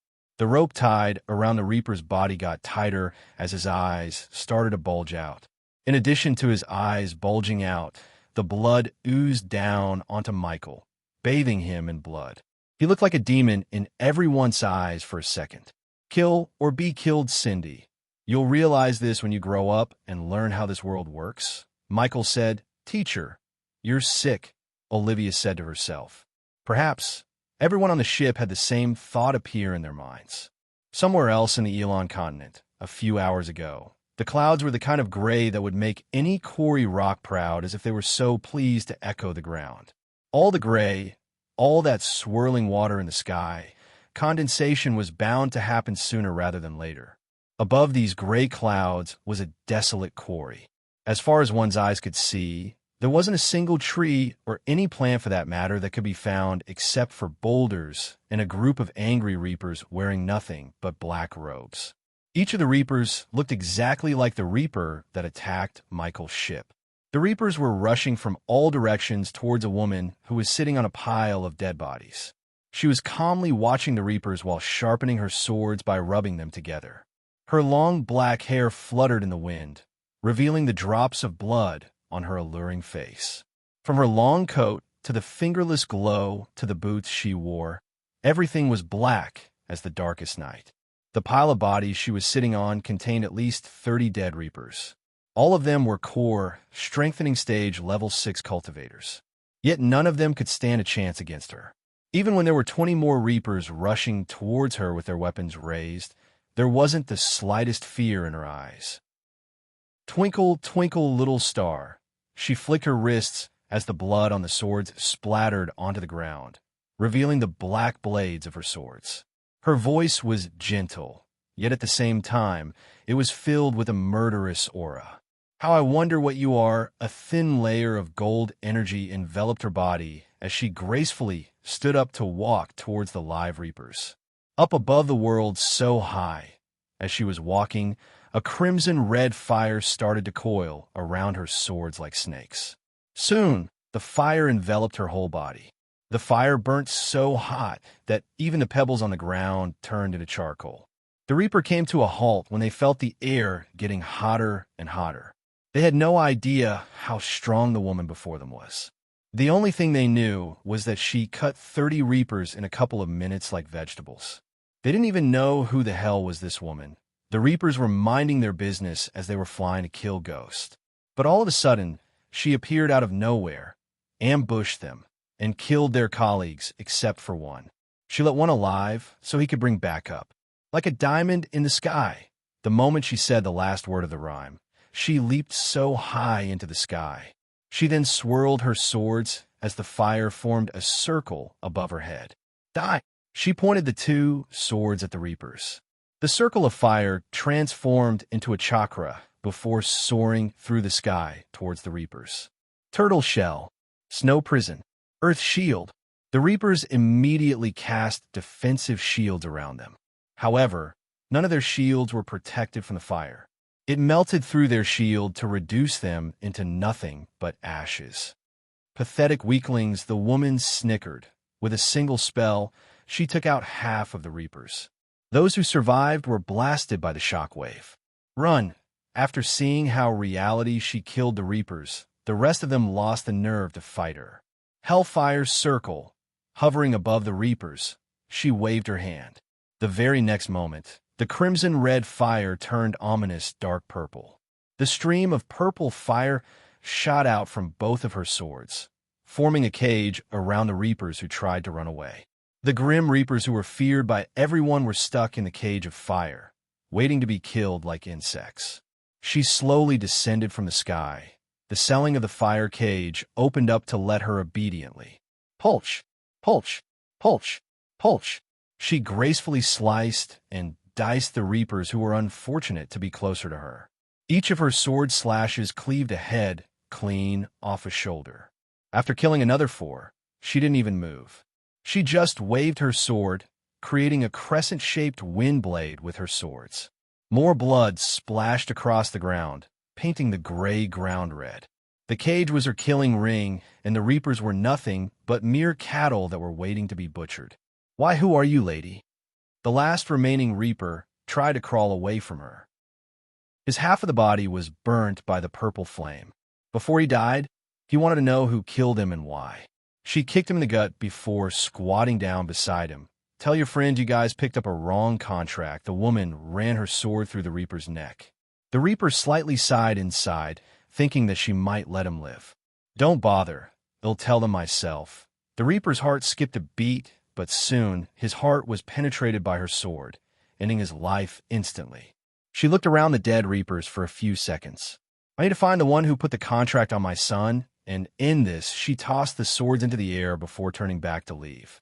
As she was walking away, the swords fell straight into her sheath on her back. Snap! While walking away, she snapped her fingers as the purple flame cage exploded, creating a small mushroom cloud. She walked away from the explosion like in the movies. The Reapers never thought they would be massacred by a woman. They had no idea that it was Harriet Hunt who hunted them down. If you like this chapter, please comment, send Power Stones. If you really like this chapter in my novel, consider sending me gifts as it would motivate me to put out more chapters. Any criticism, feel free to bash me in the comments. Chapter 330, The Road that led to and from Meblin Village in Kethin was unrecognizable as nature had begun reclaiming the now and used area. Gardens once looked after and trimmed to perfection were now rough and overgrown, returning back to their chaotic natural state. Most doors were either completely gone or mere remnants of rotten wood and rusty metal. The open doorways looked eerie as only darkness showed within. Paint crumbled off of the walls and was slowly replaced by vines that crawled their way towards the rooftops. Meblin, once nothing more than a simple, quiet town, was now a ghost town in the truest sense. The air, which was once filled with the many sounds of a growing community, had grown eerily quiet. The silence was only broken up by the occasional animal sound and gust of wind. The once tranquil peace of mind people found in the park was now found by wild animals enjoying the sunshine and tall grasses. With nothing and nobody to bother them, they had grown into a huge community of their own. One could go anywhere in town they wanted, walk into any home, and visit any previously private part of town, assuming it hadn't been destroyed by nature already. But not all was lost. In a way, the legacy of this town lived on through the animals that lived here now. The spirit was still alive, albeit in a different manner. Strolling through this ghost town, Gaia entered a longhouse. The house was dark, but the orb of light hovering in her hand helped her navigate through the corridor, which she could clearly feel was leading downwards. The corridor was pretty dark, and after having walked for 15 minutes in silence, a steel door appeared in front of them. "What is this place?" Standing on Gaia's shoulder, Iag asked. Vidora felt surprised. They never expected a hidden place like this within a ruined house in a ghost town. "There's a portal behind this steel room." Gaia placed her hand on the dust-covered steel door. "Portal to the Fire Realm?" Iag asked. After leaving the dark forest, Gaia only told them that she's going to a realm called the Fire Realm, except she didn't tell them how or why. "That's right." She waved her hand, unleashed a beam of light onto the steel door. A click immediately sounded out from the door. It looked like it hadn't been opened for quite a long time, or perhaps it had only been opened a few times, which is why it produced such a rusty sound when opening. Behind the steel door was a spacious secret chamber. It was sealed on all sides. Right in the middle of the secret chamber, there was an illusory portal. It was floating endlessly like water while emitting bright lights. "How do you know about this portal?" Iag asked. "This place looks ancient, yet this portal doesn't look old at all." Sarba looked curiously at the portal. "There are secret portals all over this world made by cults before the Guardians wiped them out. Now that I think about it, the Order of Death might be one of those cults." She cautiously walked towards the portal. Whoever built this was really skillful with formations. The portal is different from all other kinds of portals and formations, and it's related to the dimensional forces. Without advanced knowledge about runes, no one would be able to build this. "Definitely the work of a 6-star rune master," Gaia said with a calm voice. "So, are you going to tell us your plan here?" Gaia sighed inside. Instead of stepping into the portal, she decided to let Vidora know her plan. Otherwise, she knew they would keep asking the same question until she answered them. However, she had no time to briefly explain her plan. Therefore, she only gave them an outline of her plan. "Hey, race the gist. We go to this realm, find something called the Satanic Key, enter the blood cave using the key, find a 5-headed ancient serpent, kill it, and absorb its soul." She made it sound easy, but she knew it would take everything in her to survive inside the Fire Realm, let alone defeating the ancient serpent. However, she was resolute in getting this done. If she could absorb the ancient serpent, her body and soul would go through metamorphosis, just like Nightmare. Only her metamorphosis would catapult her cultivation level to multiple stages higher. "Why do I get the feeling we're going to get our asses kicked soon?" "I told you not to come," Gaia shrugged. "Shut up and activate the portal. This place freaks me out," Iag complained as Gaia rolled her eyes. She told Vidora not to come with her, yet Iag insisted on coming with her. In fact, Iag gave Gaia only 2 choices. It was either bring them along or they would tell Michael about her departure. Since Gaia didn't want Michael to come with her, as she didn't want to endanger his life, she brought Vidora with her. "Fine." With a flip of her palm, she retrieved a golden-colored token from his storage ring. It was about the size of a palm, and it looked to fit right into the slot located at the center of the portal. She took a step forward, gently placing the token into the portal. An instant later, the portal produced a buzzing sound. Then it started functioning. Swoosh, swoosh, followed by the activation of the portal, a wild wind swept across the entire secret chamber. Celestial energy was leaking out from the portal, making it difficult for them to breathe. But not long after that, a pitch-black tunnel appeared right in the middle of the portal. Freezing winds immediately violently blew out from it. It was so cold that it felt like it was coming from eternal darkness. It sent a shiver down the spines of all who heard it. Even the usually calm, Kane's expression changed upon sensing this. Gaia, however, was standing right in front of the storm with an indifferent expression. Iag stuck her tongue out and felt excited as well. Just like Gaia, Ayag did not fear danger. She became excited upon encountering danger. Both loved thrilling adventures. They liked the feeling of excitement. Let's go. Gaia leaped forward, disappearing into the tunnel. Click. Right as Gaia disappeared, the tunnel instantly closed. The portal had also stopped functioning. The golden token popped out from the slot before turning into nothing but ashes. Swoosh, swoosh. The freezing wild wind never seemed to stop. Ho-ho. Ayag screamed excitedly, putting her tongue outside. Hold on to us, Sarba on the other hand screamed into Gaia's ears. He wanted Gaia to hold them in her hands rather than letting them stay on her shoulders. This is Aeawazo-some. Ayag kept screaming. She did not worry about getting thrown into the spatial tunnel. After hearing Sarba scream, she lifted Vidora from her shoulder to hold them tight in her hand. Only then Sarba heaved a sigh of relief. Gaia was moving along the flow. There were whirlwinds everywhere, and the tunnel looked variegated. The whirlwinds kept blowing into the tunnel, causing her face to hurt.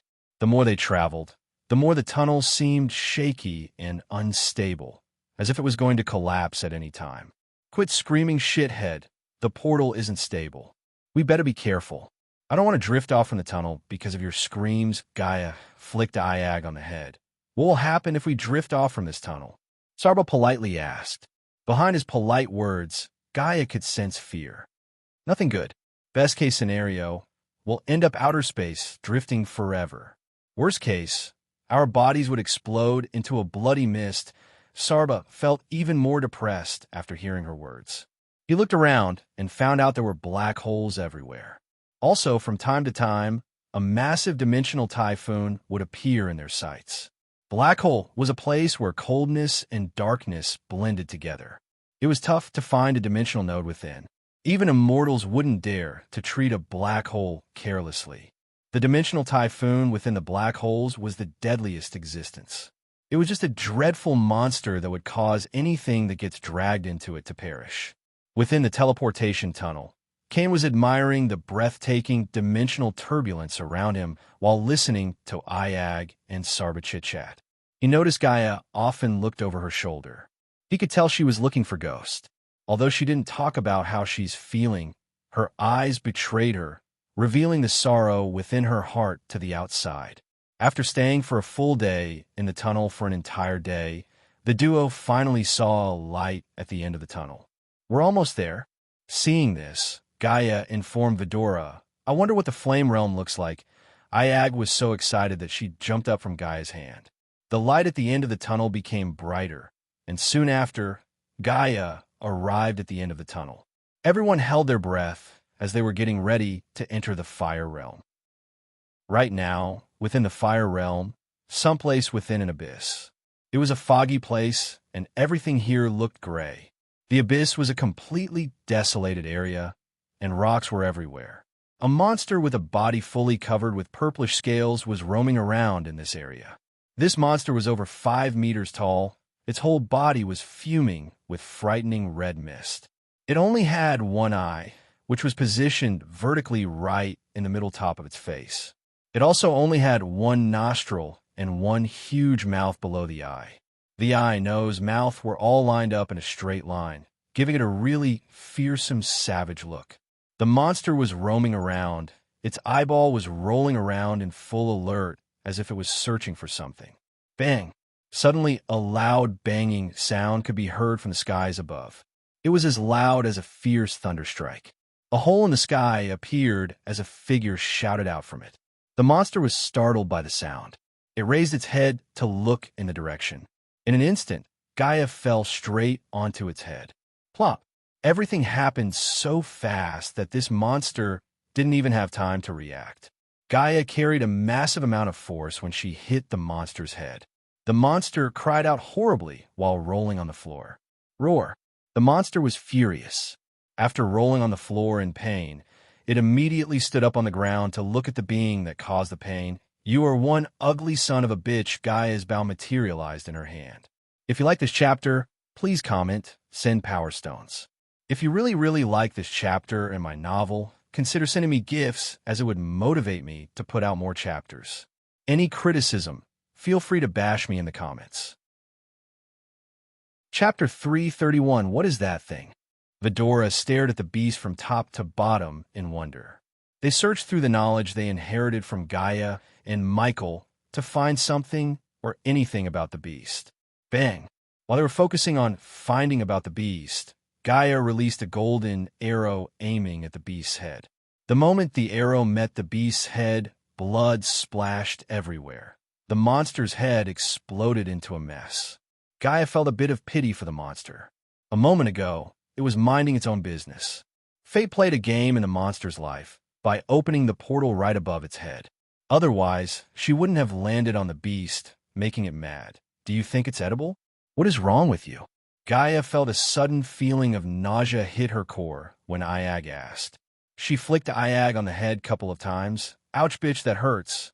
Iag cursed Gaia while trying to bite her finger. Cain ignored their bickering. A body-refining stage beast.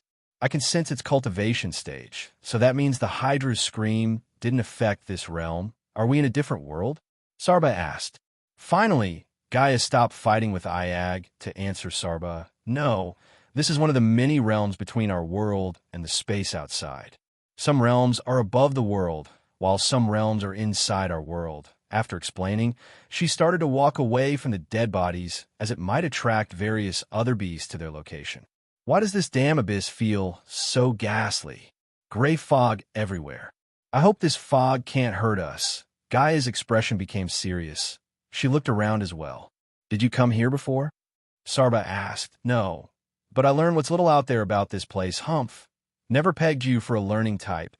Iag snickered. The other two heads expected a snarky comeback from Gaia, yet she kept walking without uttering a word. All right, this place looks boring as it is, and now you decided to go into silence mode. Iag moved her head towards Gaia's thumb to chew it. She wanted to bring Gaia back from her deep train of thoughts. Gaia suddenly felt a sharp pain in her thumb. She looked down to see Iag chewing her thumb viciously. What's on your mind? Sarba asked before gently knocking away Iag from Gaia's thumb. Isn't it obvious? She's thinking about Ghost, Iag said. You should have brought him with us. No Cain. He has enough problems as it is. I want to do this alone. If he was with me, he'd be worrying about my safety more than getting what I need here. I need to prove it to myself that I'm worthy of him. Vidora understood Gaia's feeling. They unanimously decided not to ponder into her feelings too much. If she was focusing on her feelings, her fighting intent would be lessened. They didn't want that to happen. Gaia learned about this place, yet she did not expect it to be such a nefarious environment. Look, another one. Iag noticed another beast looking exactly the same as the one Gaia killed roaming around the land almost 100 meters in front of them. Gaia wanted to go past the beast without killing it, but even from 100 meters away, the beast found them. It turned its one eye staring at them as puffs of smoke came out of its nostril. What is this monster? There's something different about these beasts. As Sarba was letting the others know what was in his mind, Gaia fired an arrow lightning fast. The arrow soared through the air. Boom! Just like before, when the arrow hit the beast, its head exploded. The energy coming from it was not arch energy. It's different getting closer to the dead body. Gaia carefully examined the monster. Indeed, she had learned about these beasts called the fire demons, but she had never seen them with her own eyes until now. I think the energy coming from them is some kind of first energy. Human talked about various energies other than arch and celestial. Since this is not celestial, it must be first energy, at least a variant of it. She paused for a second before going on. According to the legends, these fire demons have a really strong body and incredible muscles. And its most powerful weapon is its vertical eye, which can unleash a powerful light that can cause damage directly to one's soul. These beasts only exist in ancient realms like this one. We need to be careful here. I don't think there are only body-refining beasts here. Gaia sighed inwardly. The ancient scripts she had read about ancient realms told her that the fire realm had suddenly appeared 3,000 years ago. It was the same time the Guardians completed a ritual that made the gods lock the Dark Lord's seed in a universe with no magical energy, a void universe. Since we're so close to this beast, we should get the monster core. Gaia put her hand inside the bloody mess on the ground. She searched for a few moments before grabbing the monster core of the beast. Vidora saw her pull a hand-sized black orb from the bloody mess. She quickly put the core inside her space ring. You're right. I, the master dog, have a copper head and iron bones. Even if the ancestor of this fire demon was here, it wouldn't be able to withstand a single head slam from this master dog.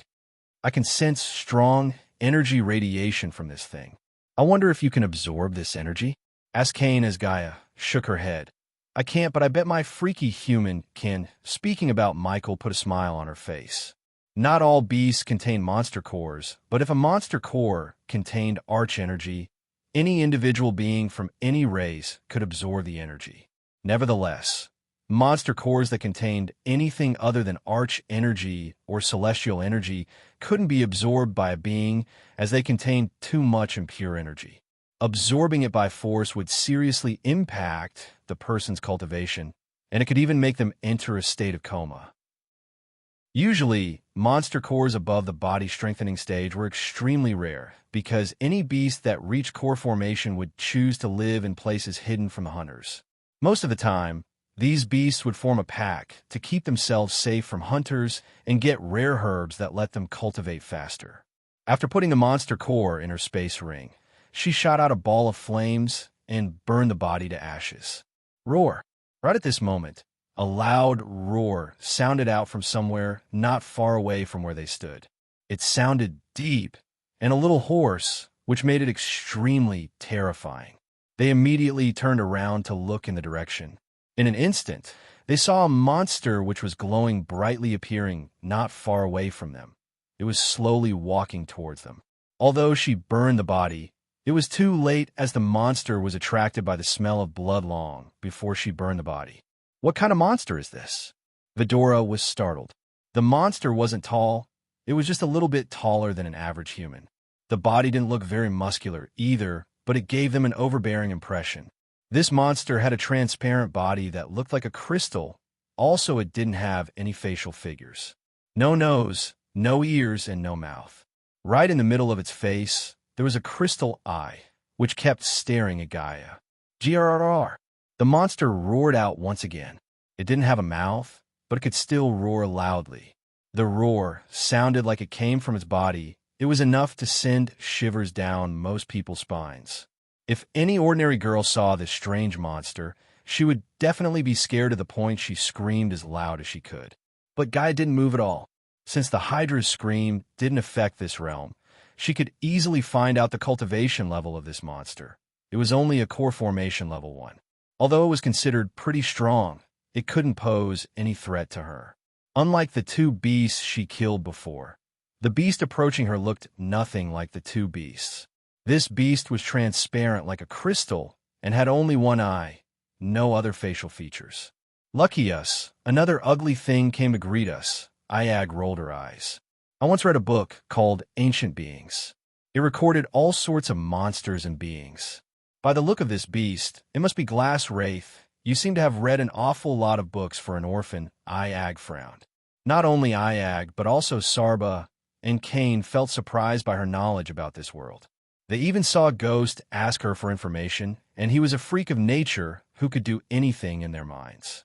In the short amount of time, they followed Gaia. It felt like there was nothing that she didn't know. If I told you I'm a princess, would you believe me? Gaia looked at Vidora with a small smile on her face. You? A princess? Ha ha. Iag burst into laughter after hearing Gaia. Stop playing around and kill that beast, roar. The Glass Wraith roared out once again. Somewhat, Kane had a feeling that the beast wasn't surprised to see the human in front of it. To Kane, it seemed like Gaia didn't tell them the whole story about this place. The Glass Wraith carried an extreme, killing intention as it quickly sprinted towards her. Since this ugly fucker is tired of living, we should send him to hell.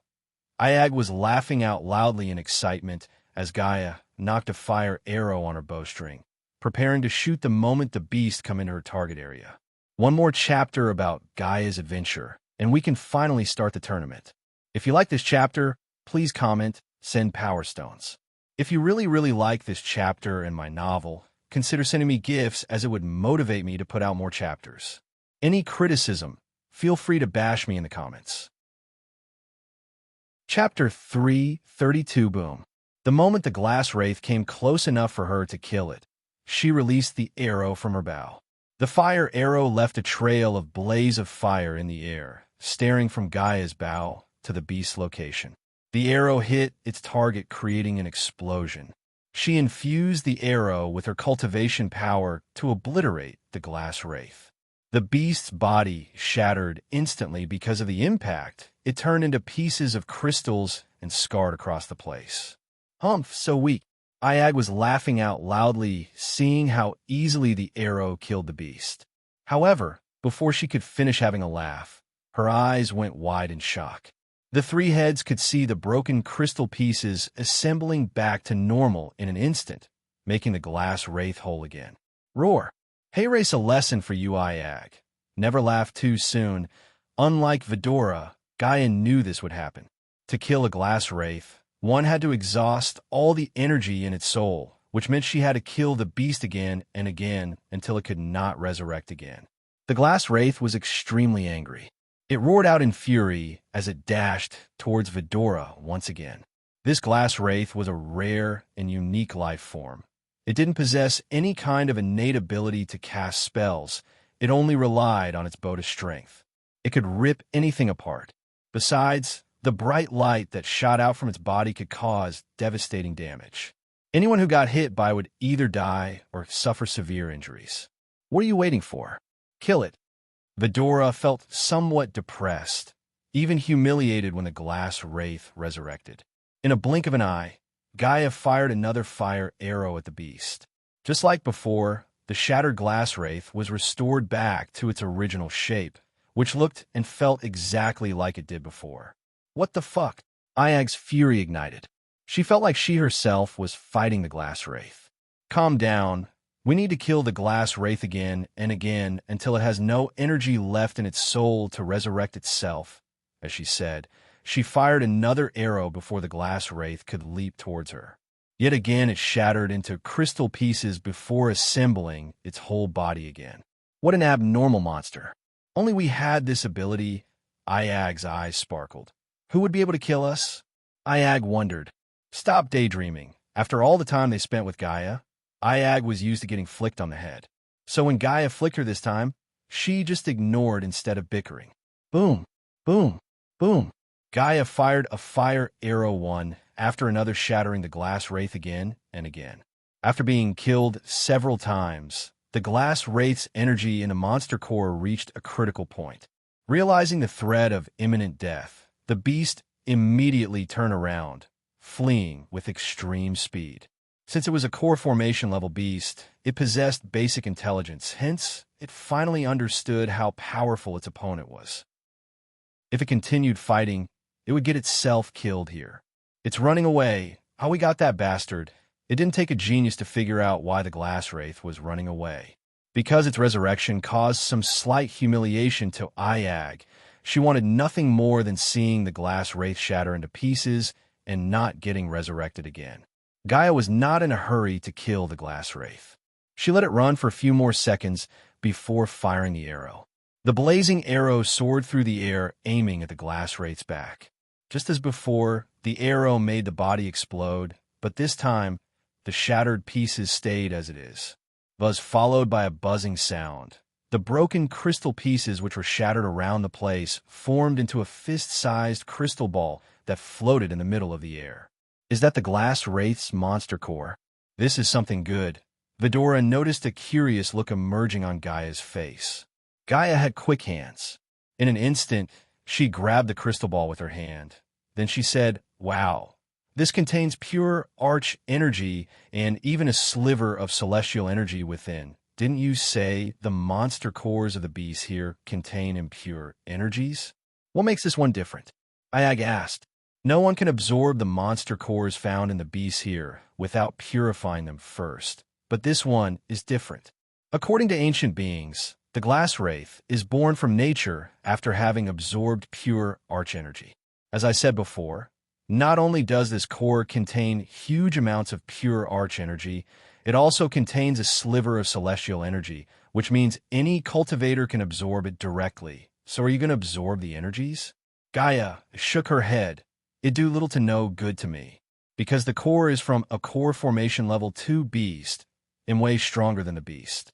No use in absorbing anything that's not stronger than you. However, if we can bring it out from here, we can sell it for a fortune, she grinned, tossing the crystal a couple of times in the air and catching the core.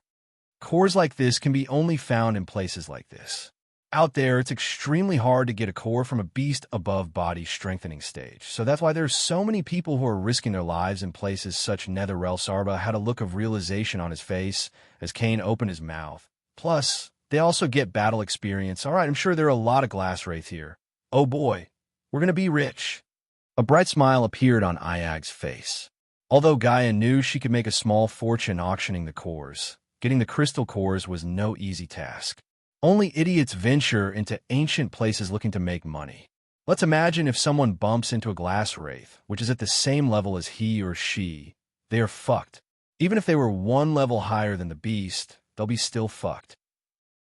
Instead of one getting the beast core, it will get the flesh and blood of an idiot. Gaia was not here to make money. If it was, she could have stayed with Ghost and made millions through the Majestic and Hades. Her goal was to find the five-headed serpent. Absorbing its soul would start her metamorphosis. According to Nagaland's history, only Gaia's mother managed to slay one and absorb its soul. It was the reason for her mother's terrifying power, but the power came at a cost. During the fight, Gaia's mother was wounded by the five-headed serpent. Its poison slowly spread through her body, reducing her life little by little. If only her mother knew Ghost before, he could have saved her. Look at the bright side. We are not idiots who are looking to make money, but since we are here, it doesn't hurt to make a fortune, Iag said with a grin on her face. All right, let's resume our journey. I suppose this place is only the outer perimeter, so let's move out from this abyss and start going towards the depths of the realm. It's better if we could bump into some edible thing. I'm starving. Me too, Sarba agreed with Iag as Gaia continued to walk towards the realm's center. She leaped forwards, starting to fly in a straight line away from the abyss. In front of them, there was a grayish, desolated area with rocks scarred all over the place. There were also some thick woods and some strange plants growing within. After flying for almost 15 minutes, Iag's eyes lit up. Hey, are you sensing what I'm sensing? Yes. I can also sense the same energy I sensed in the glass wraith. Sarba said, this is nothing to be excited about. Foul monsters are everywhere, and we need to be extra careful. Kane tried to remind them that the fire demon and the glass wraith were just some appetizers. The real dangers of the realm might be ahead of them. Shut up, Kane. You're worse than this one. Iag hit Sarba with her head. No matter what kind of beasts come, they will flee getting their asses kicked. Hey, Gaia, just be ready with your bow. Iag became narcissistic again. Caught just as Iag finished showing her narcissistic grin, a huge object suddenly got in their way. It was a monstrous, three-headed raven. The raven was almost 5 meters tall while fully covered with black feathers.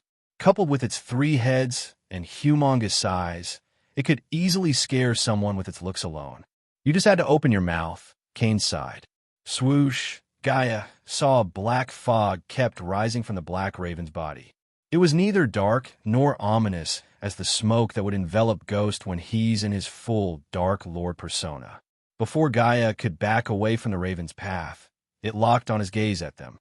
The pair of evil eyes stared at Gaia and Vidora. It had decided them to be its prey. Damn it, what kind of monster is this one? We've only been here for a short time, and we have already bumped into 3 ugliest things in the world. Iag gritted her teeth in anger. She wasn't scared of the raven at all. Although it was stronger than the fire demon and the glass wraith they previously fought, it was still a core formation level 4 beast. She knew the raven was not a match for Gaia. However, what pissed her off was that this raven had appeared right after she boasted. This gave the other 2 heads a reason to mock her when the time came.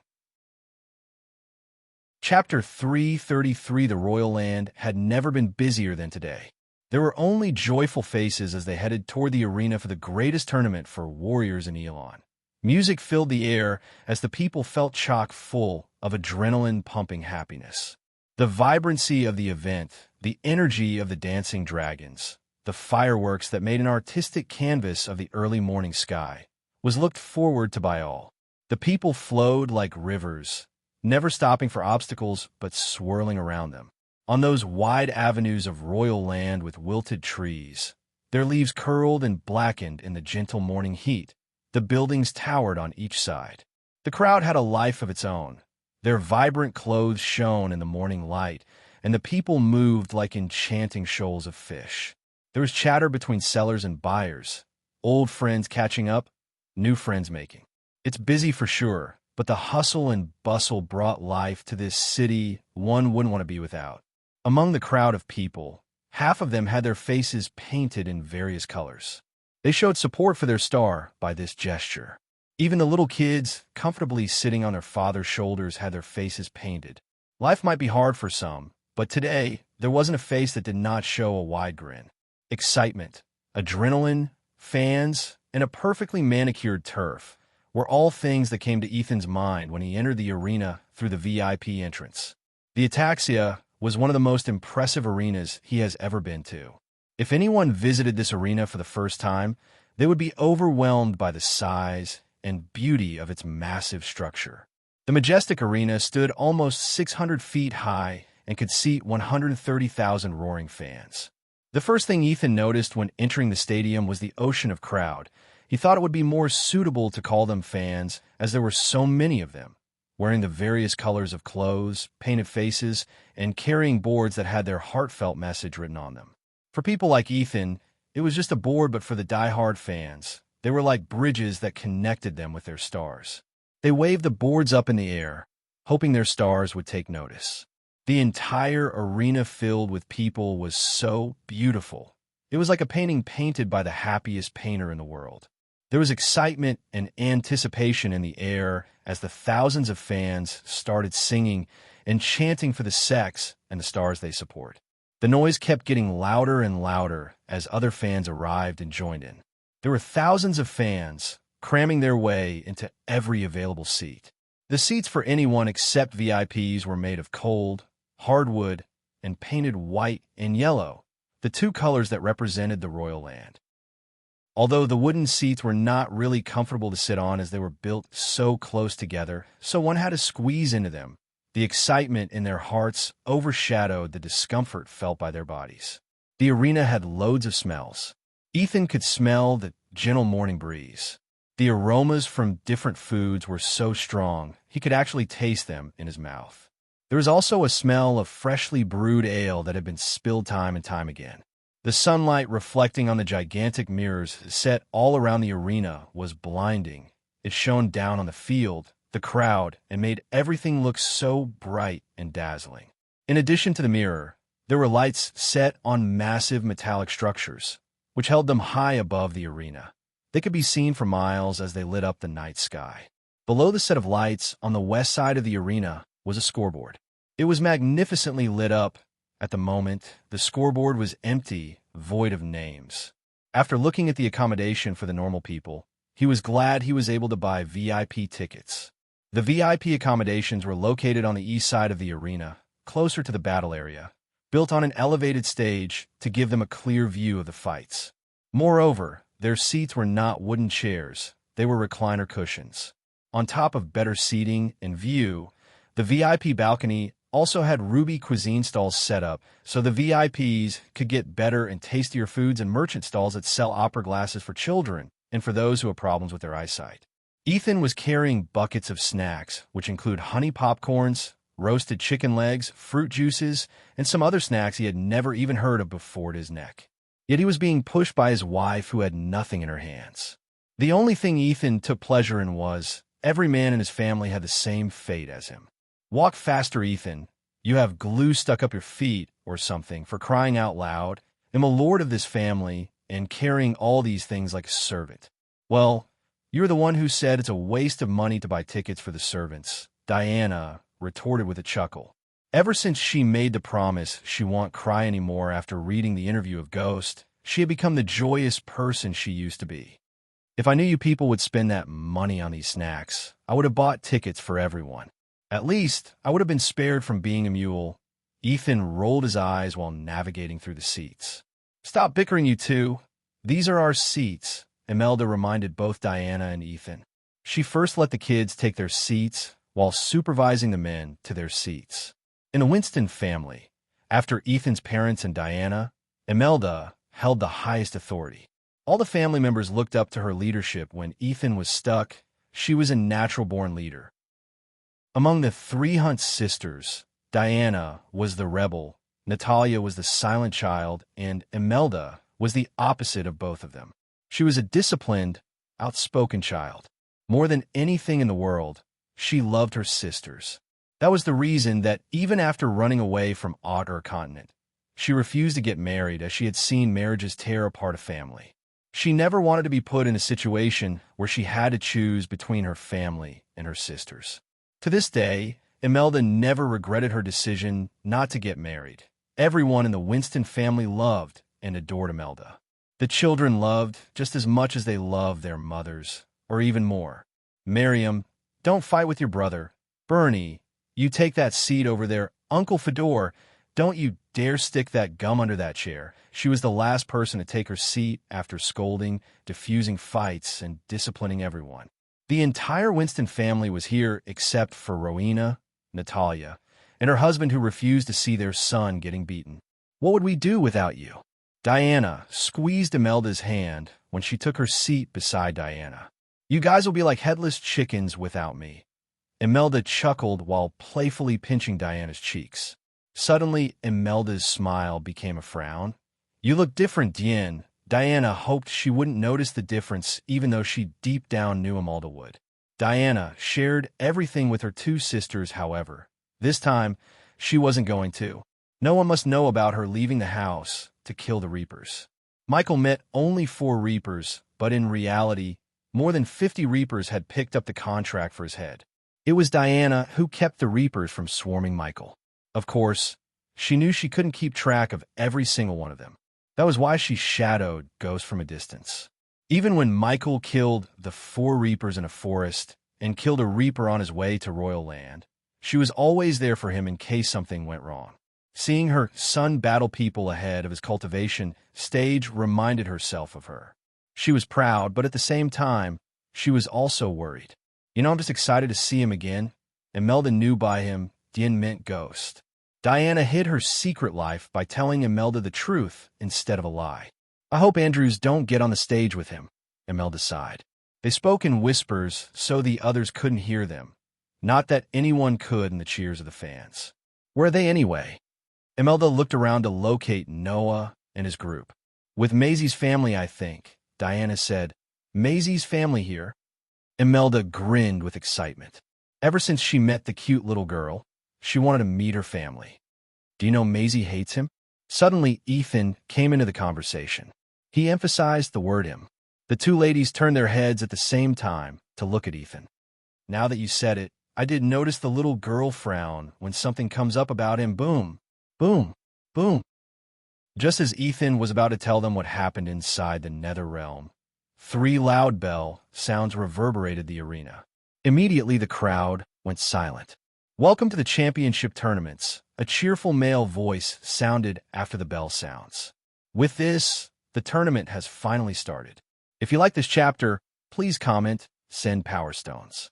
If you really like this chapter and my novel, consider sending me gifts, as it would motivate me to put out more chapters. Any criticism, feel free to bash me in the comments.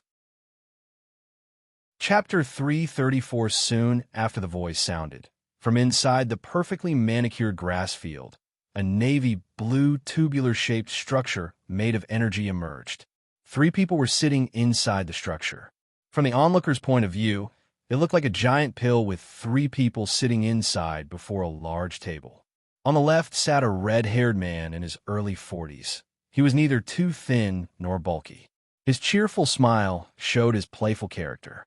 On the right side was another man who seemed to be in his early 60s. On the contrary to the red-haired man, this white-haired man had a solemn look on his slightly wrinkled face. Stuck between the two was a young girl in her mid-teens. She had dull orange eyes, and her elbow-length, curly, pink hair was neatly braided. The commentator pill was etched with runes that amplified their voice throughout the arena. First of all, the Championship Tournament Committee likes to convey our deepest apologies for the postponement. The red-haired man spoke in an apologetic tone. It's not as if we went on a trip. They all know about the void day. The committee needed to come up with some way to determine the competitor's cultivation level, the white-haired man said without hiding his over-the-head arrogance. Gentlemen, I think we first need to introduce ourselves, don't you think? The girl let out a playful giggle before talking.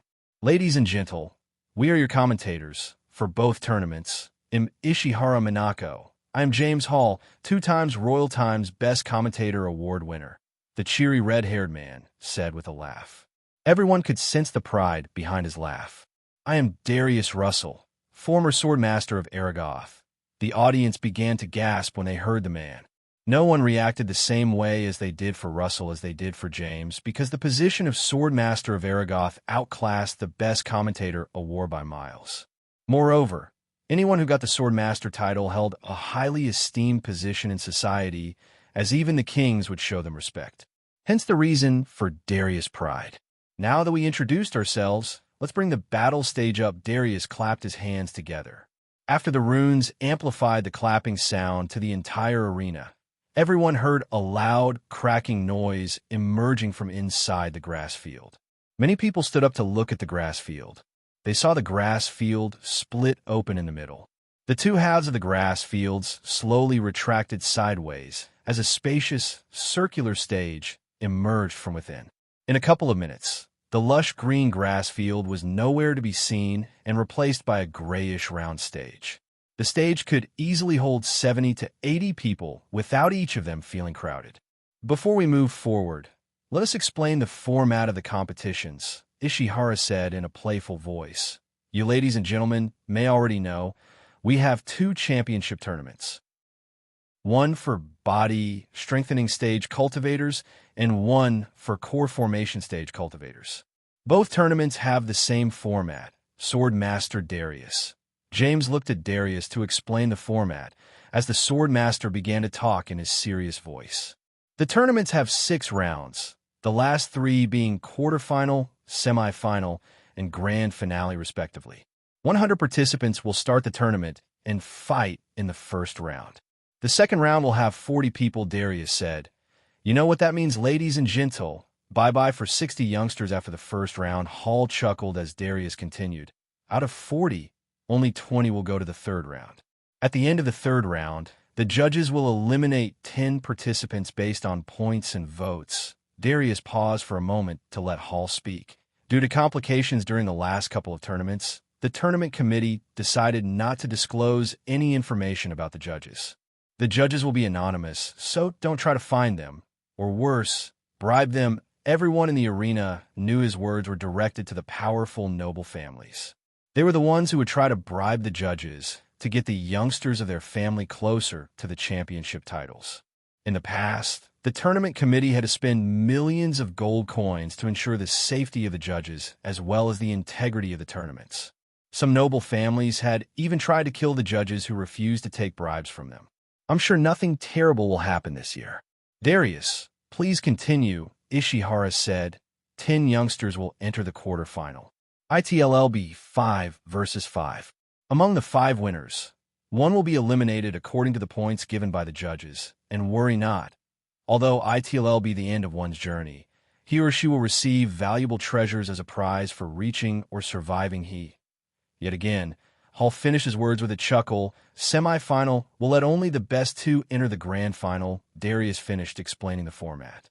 The people let the information sink into their heads for a few moments before Ishihara broke the silence with her sweet melodic voice. Now it's time to go over the rules. James, she turned her gaze towards James. As the name itself suggests, the participants for the body strengthening stage tournament must be at the body strengthening stage, while core formation stage participants must be at the core formation stage, James Hall explained as Darius continued. Anyone between the age of 10 to 23 can participate in the body strengthening stage tournament. Participants for the core formation stage tournament must be below the age of 30. We have arrays placed on the stage to determine one's age. If you're older than 30 and think you can participate with the help of a spell or potion, I recommend you not to unless you really want to end up like a cooked turkey. Haha. A small portion of the onlookers laughed like he was kidding, but the rest of them knew he was serious, deadly serious. We'll not bore you with the rules for each round. It'll be more interesting to go over them before the starting of each round. Boom. After James spoke, another loud, booming sound reverberated the arena. The onlookers looked up at the sky to see several white-robed figures in pairs descending to the stage. Each pair was carrying a 6-foot mirror with a golden border. The closer the pairs got to the stage, the more the people could see the glowing runes on the mirrors. Unlike the runes, none of them were able to see the gears, nuts, and bolts behind the mirror. In a couple of minutes, the white-robed people brought 6 mirrors onto the stage. They gently placed the mirrors on the stage as the people tried to figure out the purpose of the mirrors. Participants for the body strengthening stage, please come to the stage and follow the instructions given by the coordinators while the participants were getting ready to hop onto the stage. Each pair of coordinators flicked their wrist as a 12-foot tall pillar beside the mirrors. The pillar was made of 10 black rocks. Each rock was separated by a thick silver lining that glowed in the light.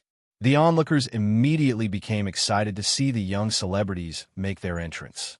Can you give us a rundown on how this mirror works, Darius? I heard you were in the team that built these wonderful devices that gauge someone's cultivation level. Everyone looked at Darius after hearing James. I doubt the people will be interested in knowing how the bias law works with mirrotine runes to produce a fusion effect. It seems like we have to settle for the short version. James chuckled. When a participant places his hand on the mirror, the runes will extract a sliver of arch energy from their body. The mechanism behind the mirror will work with the runes to analyze the sliver of arch energy and light up the pillar beside the mirror. As we can all see, each pillar has 10 separated rocks. I assume each of the rocks will represent a level of one's cultivation stage, Ishihara asked. Yes, the level goes from bottom to the top. For instance, if a body strengthening stage level 3 cultivator places hand on the mirror, the 3rd rock from the bottom would glow in green. The beauty of this device is it will not only show one's level, but also show how pure the arch energy in his or her body, after Darius explained. Many people gasped in startlement. The purer your arch energy is, the more powerful you are.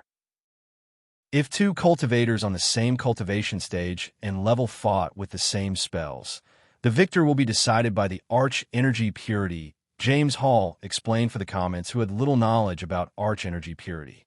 The cultivators knew the importance of keeping their arch energy pure, as that was why nobles would go crazy for potions and pills that cleanse their bodies to make the arch energy in their body pure. Michael was making a fortune selling revitalizing pills that cleanse a cultivator's body. The purity of the arch energy was the one that separates a normal cultivator from a prodigy. This was also the reason many cultivators avoid eating meat in restaurants and prefer to keep their bodies satiated with only arch energy instead of food. The brightness of the glow will determine one's arch energy purity. Darius finished explaining how the mirror worked as Ishihara asked a question. What would happen if someone above the body strengthening stage touched the mirror? Instead of the pillar, the mirror will let out a bright red glow, and the one touched the mirror will be detained for processing. Believe me, you don't want to violate the rules set by the committee. If you like this chapter, please comment, send Power Stones. If you really like this chapter and my novel, consider sending me gifts, as it would motivate me to put out more chapters. Any criticism, feel free to bash me in the comments. Chapter 335. After all the mirrors were set on the stage, the people heard yet another loud, booming sound. Following the sound, the east side door on the ground level opened as several youngsters in armors started to walk out of the door. Each of them wore a different type and color of armor. The commonality between all of them was their posture. Their chests were puffed up, head held high with grins radiating pride and ego. The crowd, their cheering, and the atmosphere of the arena kindled the pride of even those who were usually modest. There he is, Evan Clark, Morning Star, Morning Star, Morning Star, Morning Star, Morning Star, Morning Star. The fans of Evan Clark and the Morning Star sect began to roar when they saw Evan Clark. Of course, there were disciples from other sects who were better than Evan in all ways. However, They were from the Azer continent, and the arena was filled with people from Elon. The majority of the people knew little about the prodigies of Azer. Hence, it was the stars of Elon who received a big, thunderous welcome from the crowd. After Evan, another celebrity disciple walked out of the door, making many onlookers gasp for air. Victoria Parker. The crowd erupted when Victoria, in her silver armor, made her entrance. Her charming beauty captivated the audience. Even those who hated Golden Valley couldn't help drooling. Evan waved his hand at his fans, making them roar even louder. Victoria, on the other hand, didn't even look at the crowd as she made her way to the stairs leading to the stage. "Where is Sabi?" Sitting on the VIP balcony, Ethan searched the group of youngsters on the field to find his daughter.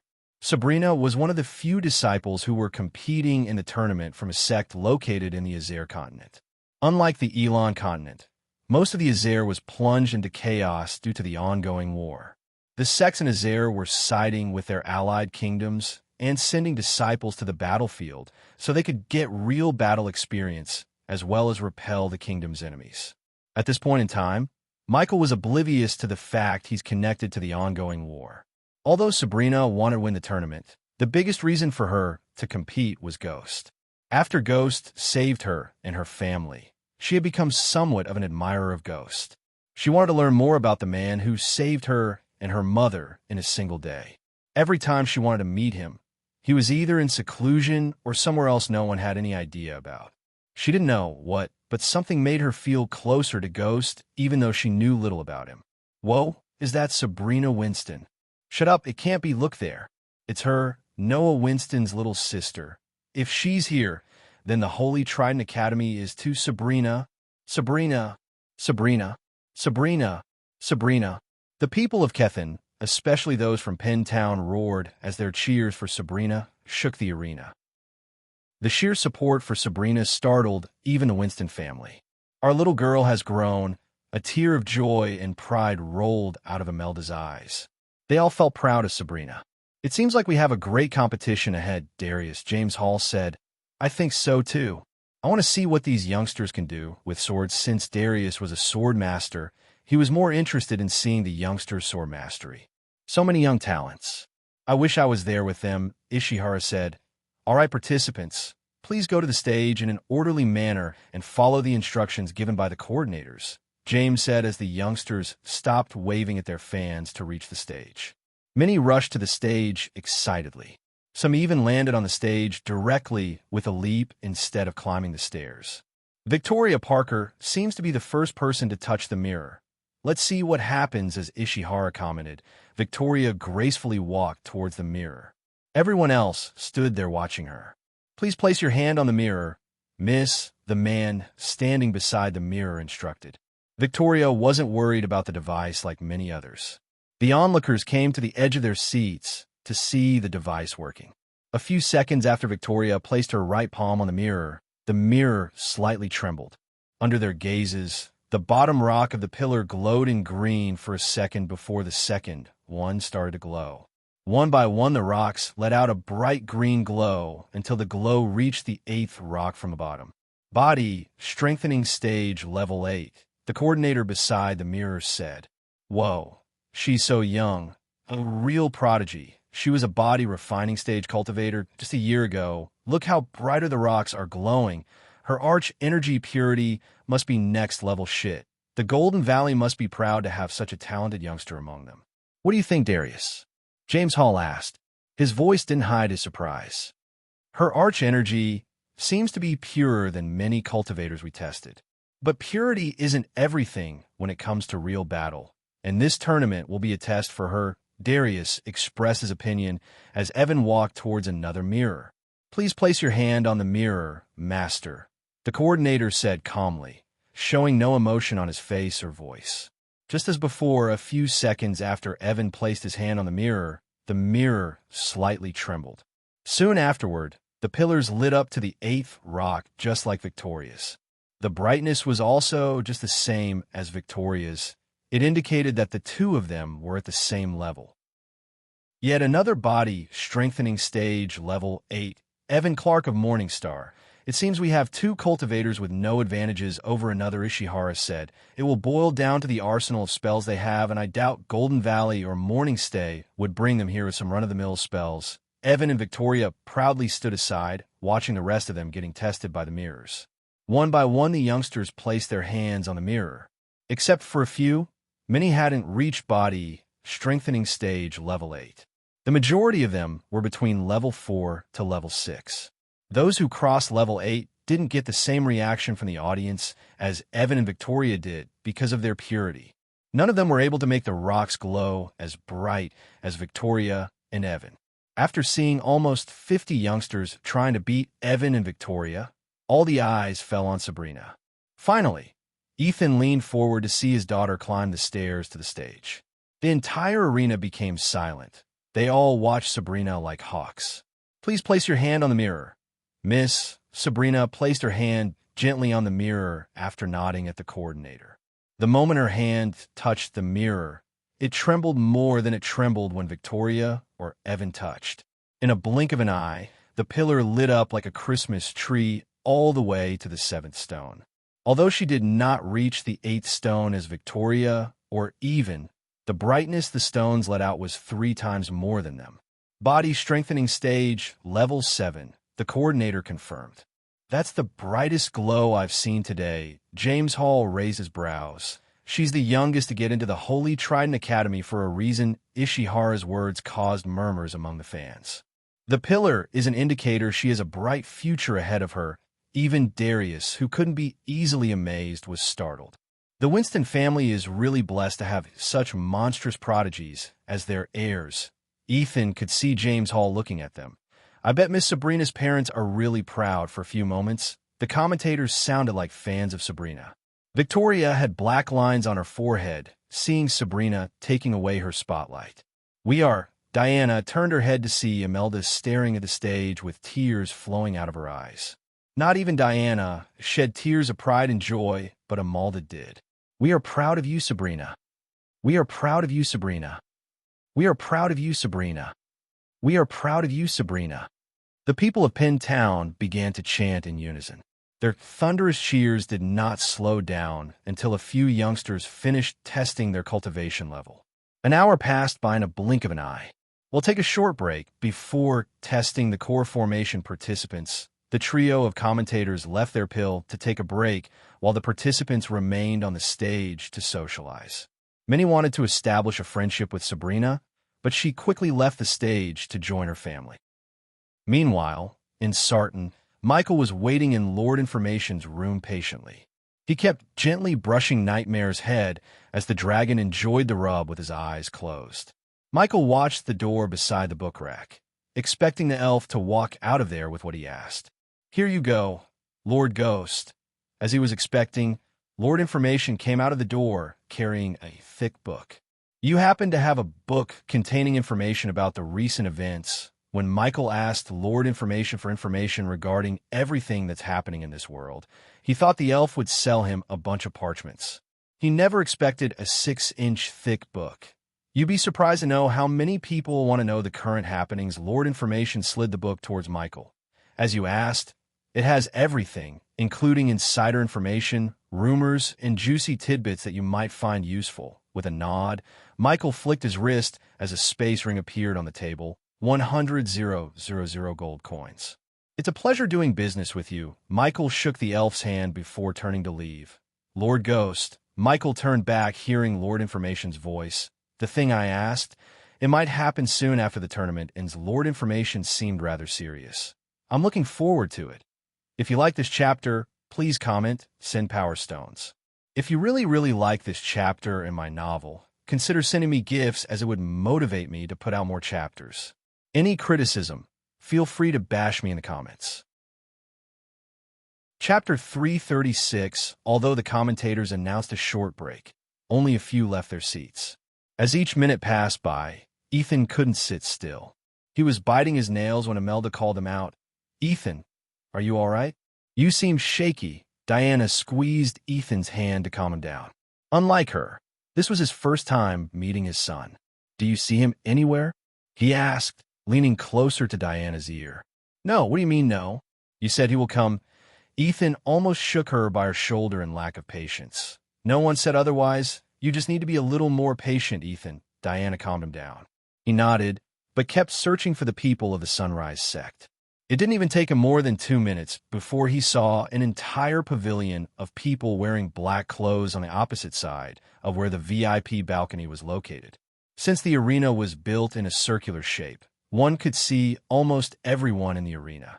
Ethan would have noticed them earlier if it wasn't for Claire's orders not to cause a ruckus until they start the core formation tournament to the people of Rivertown and Sunrise sect.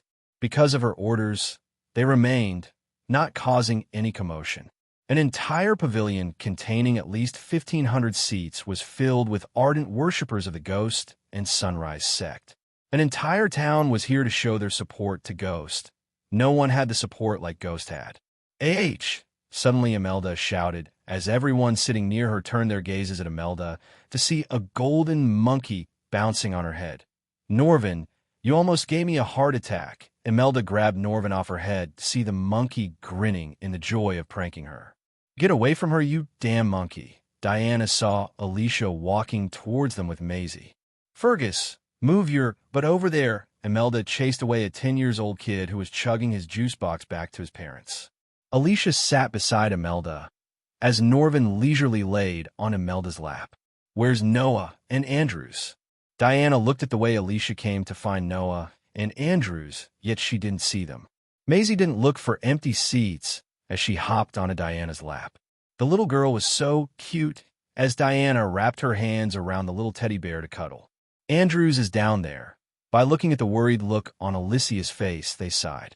It seemed like Andrews wasn't backing down from competing in the tournament. Has he reached the core formation stage? Imelda whispered as Ethan leaned closer in his seat.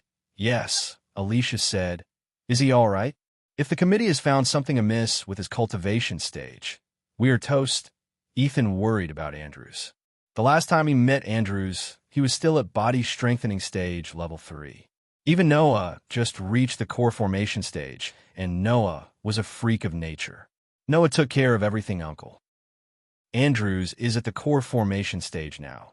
He will suffer no side effects, as you may think, except for headache and feebleness for a couple of weeks. How did he do it? He'll explain everything later, Auntie. Alicia interjected Imelda's question. She didn't want to explain everything to them while people were watching them. What Noah and she did was cheat. Although Noah wasn't happy about this, he had to do it for the sake of his cousin. Is your brother with Andrews? Diana asked. The correct question would be, will he fight Andrews if push comes to shove? Everyone was thinking about it, but it was Norvin who spoke out loud. It's going to be a good show as your brother doesn't like to lose and Andrews can't lose. Alicia had no answer to give. She knew about her brother's character. As far as she could guess, there was no chance he would lose to Andrews intentionally.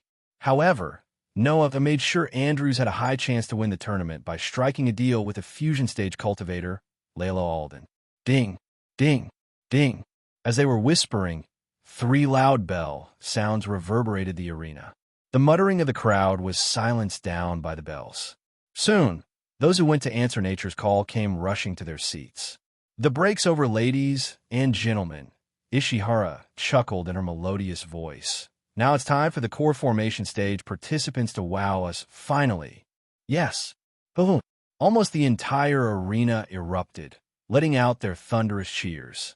Compared to the body strengthening stage tournament, the core formation tournament was the one everyone's more hyped out for.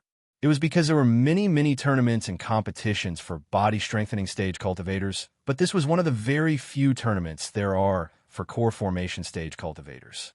Celebrity disciples like Selena or Alex rarely appeared in public events. Not these two, but most of the core formation disciples tend to stay within their sect or in seclusion. The crowd constantly looked up towards the skies and the field down eagerly to see the celebrity disciples. As they were waiting eagerly, time slowly flowed by. Just as the sun had reached the middle of the sky from the distant horizon, the clasp of thunder suddenly rumbled forth. Just as the sound of wind rang out, everyone looked up in the direction the sound came.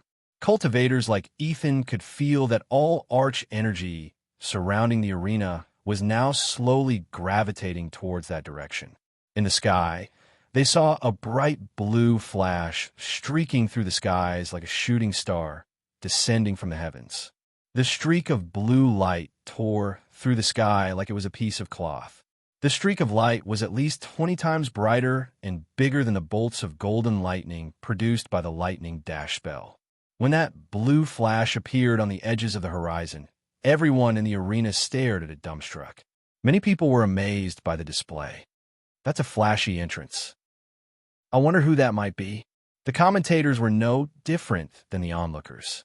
They too looked at the sky with wide eyes. Under the numerous curious gazes, the blue flash broke through the skies at a ferocious speed.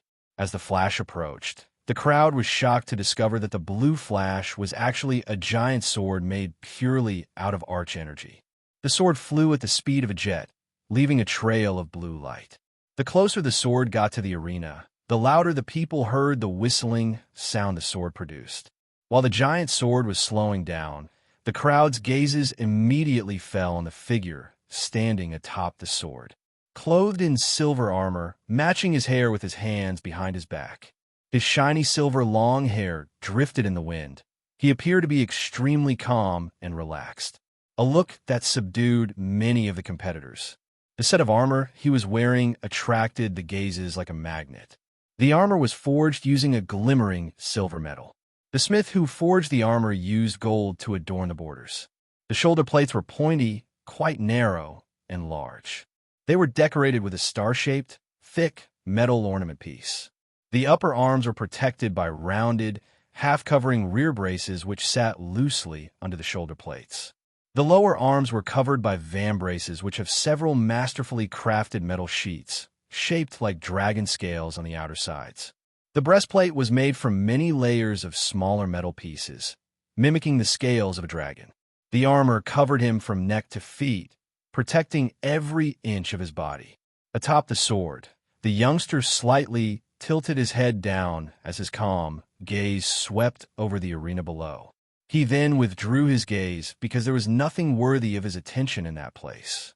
Big brother Alex Fisher has arrived. Suddenly, the fans of Morningstar cried out in joy, excitement, and pride filled their eyes. If I'm right, conjuring a sword that size would require an extreme level of mastery in controlling arch energy, the level of mastery even the soul-refining stage cultivators lack, Darius said to James Hall. Alicia's eyes stared unblinkingly at Alex Fisher, who stood atop the sword while looking down at the arena. From the latter's gaze, she could see how little Alex thought of people below, or perhaps it might be a type of disregard. As annoyed as she was, she knew with his strength, he did seem to possess the right to look down on people. Based on Alex's composure alone, many could not help but admit that he was indeed a rarely seen prodigy. What do you think of Alex's cultivation level, guys? Ishihara asked while Alex was floating in the sky. Definitely higher than level 5, James Hall answered. My guess would be level 8, Darius shocked the crowd with his answer. Reaching core formation level 8 at the age of 28 was a humongous feat among humans. You always like to make a flashy appearance, don't you, Alex? While the crowd was in awe of Alex, a burst of hearty thunder-like voice suddenly rumbled from the horizon. The crowd watched as a golden ray streaked across the skies, radiating a powerful aura. The golden light broke through the skies, causing the arch energy to surge as it finally came to float in the horizon, transforming into a huge golden spear that was 12 meters long. Atop the spear stood a figure in gold armor with blonde long hair that draped over his shoulders. A domineering aura soared into the skies, as if it was a unique wild spear that towered over the land. The youngster wore extravagant golden armor. The shoulders were fairly oval, quite short and small in size, decorated with a metal dragon wing on each side, curved to the sides. The upper arms were protected by squared, half-covering rear braces which sit quite well under the shoulder plates. The lower arms were covered by vambraces which have a row of hook-like barbs attached to each outer side. The chest plate was made from one large piece of metal, but crafted to mimic the appearance of muscles. The golden armor looked sturdier than the armor Alex was wearing. The crowd stared at the figure in gold standing atop the golden spear, as envious looks were revealed on many of their faces, but none of them seemed to recognize the person as they did with Alex. Who is that? He seems just as powerful as Alex Fisher. I don't know, I have never seen him before. Let's wait for the commentators. I'm sure they will know who he is. The crowd was thrown into confusion as the sound of people murmuring among themselves grew louder and louder. Aren't you going to wave at your brother, Alicia? Norvin asked, looking at the youngster in the golden armor. If you like this chapter, please comment, send Power Stones. If you really like this chapter and my novel, consider sending me gifts, as it would motivate me to put out more chapters. Any criticism, feel free to bash me in the comments. Chapter 337. That's your brother, Peter? Ethan raised his brows. He was surprised. After engaging Alicia to Noah, the Winston family had met everyone in the Stone family, except Alicia's mysterious elder brother.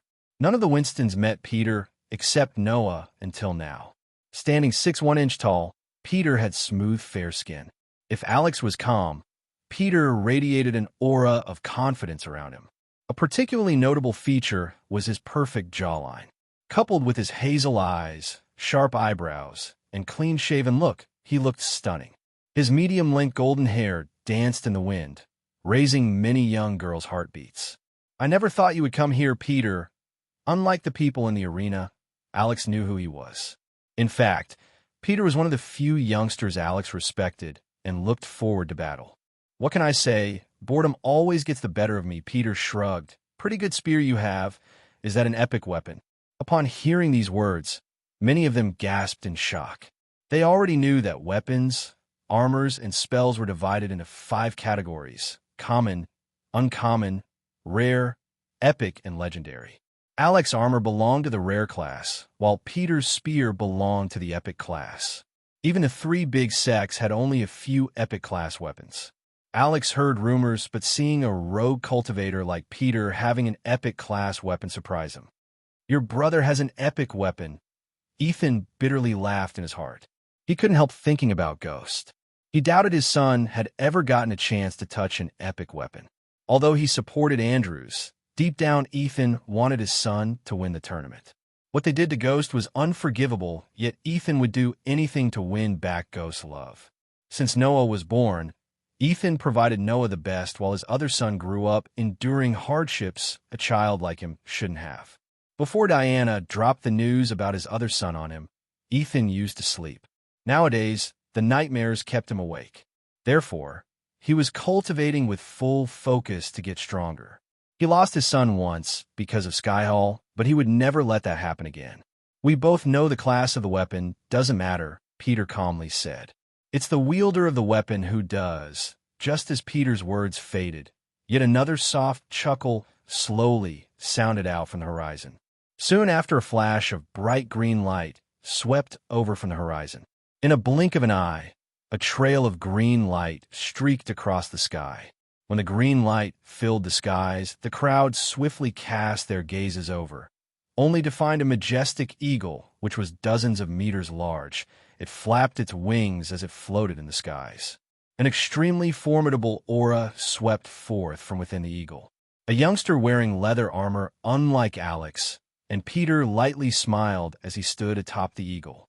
His face was bewitchingly handsome, such that in terms of looks, even Peter was inferior. He held a deep blue fan in his hand, as he slowly fanned himself while giving off a graceful aura of nobility. Who is he? The 3rd son of Oswin family. After hearing Alicia's words, Ethan once again silently nodded his head. According to the rumors, House Kane and House Fisher were trying to forge an alliance with House Oswin through marriage. Ethan's sources were saying House Fisher is closer to sealing the deal by marrying one of the heirs of Oswin to Alex. If the alliance went through, House Fisher would become the strongest family in Royal Land. Coupled with Selena's family, House Fisher was on the path of domination. That the yellow-beaked king eagle. James Hall was stunned to see such a majestic creature. Not only him, but most of the people were also. Yellow-beaked eagles were almost as rare as dragons. Andrew's chance of winning getting less and less. Alicia rolled her eyes. After seeing what Layla could do, She really doubted anyone had the chance to defeat Andrews. Not her brother, not anyone. Every single spell in Andrews' arsenal was enhanced by Lele Angel's Vina, which meant Andrews had the attack power of a fusion stage cultivator. Alicia could feel Layla is somewhere in the arena. She didn't know where, but she could feel her presence. Paul, to think that a busy guy like you would also join the fun here. You've even bought your Oswin's pride, the yellow-beaked king eagle. Alex as he shot a glance at Paul. I could spare a day or two. I'm pretty sure the marriage works won't come to a halt without me. Paul waved the deep blue fan in his hand and smiled slightly. Alex had a sly grin, while Peter seemed to care less about the marriage between the two families. While these three were floating in the air, many core formation participants made their way towards the stage. Let's get this over with, Peter said, looking down on the stage to see the stage was getting crowded. You go ahead. I still need to wait for one more person. Alex casually smiled and said, Oh, your girlfriend? Where is she? Sorry I'm late. As Paul's voice faded, a gentle voice suddenly sounded out across the skies. That voice had a certain charm to it. Immediately, an intoxicated look appeared in the eyes of several people below. Such a beautiful girl. Many youths' minds were likewise momentarily dazed when the spirited voice sounded out. However, they quickly regained their senses as amazement filled their eyes. Hastily lifting his head, Ethan saw a golden light sweep across the skies from a distance away before finally transforming in a swirling chakra top. The golden chakra was a wonderfully curved figure. Her brown hair glimmered, reflecting the sunlight as the red cap she wore fluted in the wind. She wore armor that made her look both formidable and sexy at the same time. Although her armor wasn't revealing, there were still some places such as the neck, a small portion of her shoulders left out by the armor, showing her smooth, silky skin. She slowly floated towards Alex, standing atop the chakra before landing a gentle kiss on his cheek. Many became envious of Alex. They wanted to be him at this moment. He had everything many people yearned for: money, talent, a perfect angelic beauty as his girlfriend. Even those who hate Alex couldn't help being jealous of his life. With his arm wrapped around Selena's slim waist, he moved towards the stage. It's going to be worth the wait to see these monstrous youngsters fight to prove who is the best among them. James Hall laughed with excitement. Just like before, follow the instructions given by the coordinators, and you're good to go, Darius informed the core formation stage youngsters. Any one of the participants could have touched the mirror while Alex's group descended to the stage, yet they waited for the four of them. Ladies first, Alex gestured at Selena to touch the mirror, standing a meter in front of the mirror. Every pair of eyes in the arena stared at them without blinking. Even the commenters went silent as they found no words to speak due to the excitement building in their heart. With a graceful move, Selena placed her hand on the mirror. The moment her hand touched the mirror trembled more than it ever trembled before. Half of the pillar lit up like a Christmas tree. The green glow of the pillar lit up half the stage. It was so much brighter than Victoria's or even Sabrina's. Core formation stage level 5. Amazing. Ishihara let out a squeal of amazement before even the coordinators could confirm Selena's cultivation level. Reaching level 5 of the core formation stage at the age of 26 is nothing but a world-wowing achievement, James Hall announced as the crowd was thrown into chaos. Several gasping sounds could be heard in the arena as they stared at Selena with widened eyes. While they were in a state of shock, Alex placed his palm on the mirror, immediately lighting up the pillar up to 7th stone. Even Alicia was stunned by Alex's cultivation level and the bright glow the stones radiated. Core formation stage level 7. This is freaking me out, guys. James Hall connected. It seems like we have prodigies that could go head-to-head with prodigies of R. Darius sounded proud. Truth to be told, guys, I've never seen anyone reach the level their two youngsters reach until they were way past 30, Ishihara said. That's why I said this tournament is something special. Let's see what this youngster could do. James Hall talked, looking at Peter walking towards the mirror. Alicia leaned forward to witness her brother's cultivation level. She was pretty. He's at the level of Alex, despite her brother always liked to keep everything to himself. More than anything, he loved the privacy. Because of his habit, he even avoided attending her engagement. The moment Peter's hand touched the mirror, the pillar lit up to the sixth stone, and never seen before, half of the seventh stone glowed dimly. Up to the sixth stone, though, the pillar shone just as brighter as when Alex touched the mirror. "Whoa, Alicia, your brother is a prodigy too." Imelda's brows arched up. Everyone kind of expected Alex to amaze them, but they never even heard about Peter before. Hence, when Peter showed his cultivation power through the pillar, it stirred more commotion than before. Alex knew, although Peter fell one level lower than him, the armor and the spear in Peter's hand would make up for the difference. After Selena, Alex, and Peter, the other participants waited for Paul. Like the others before Paul, too stunned the audience with his core formation stage level 6 cultivation level. "Do you see him anywhere?" Ethan started to lose his patience as he asked, whispering in Diana's ear. "No, but he will come. Just be patient for a little longer." Diana began to fear something might have happened to him. The threat of Reapers was still lingering above Ghost's head like a dark cloud after all. One by one, the core formation participants prove their cultivation level to the people.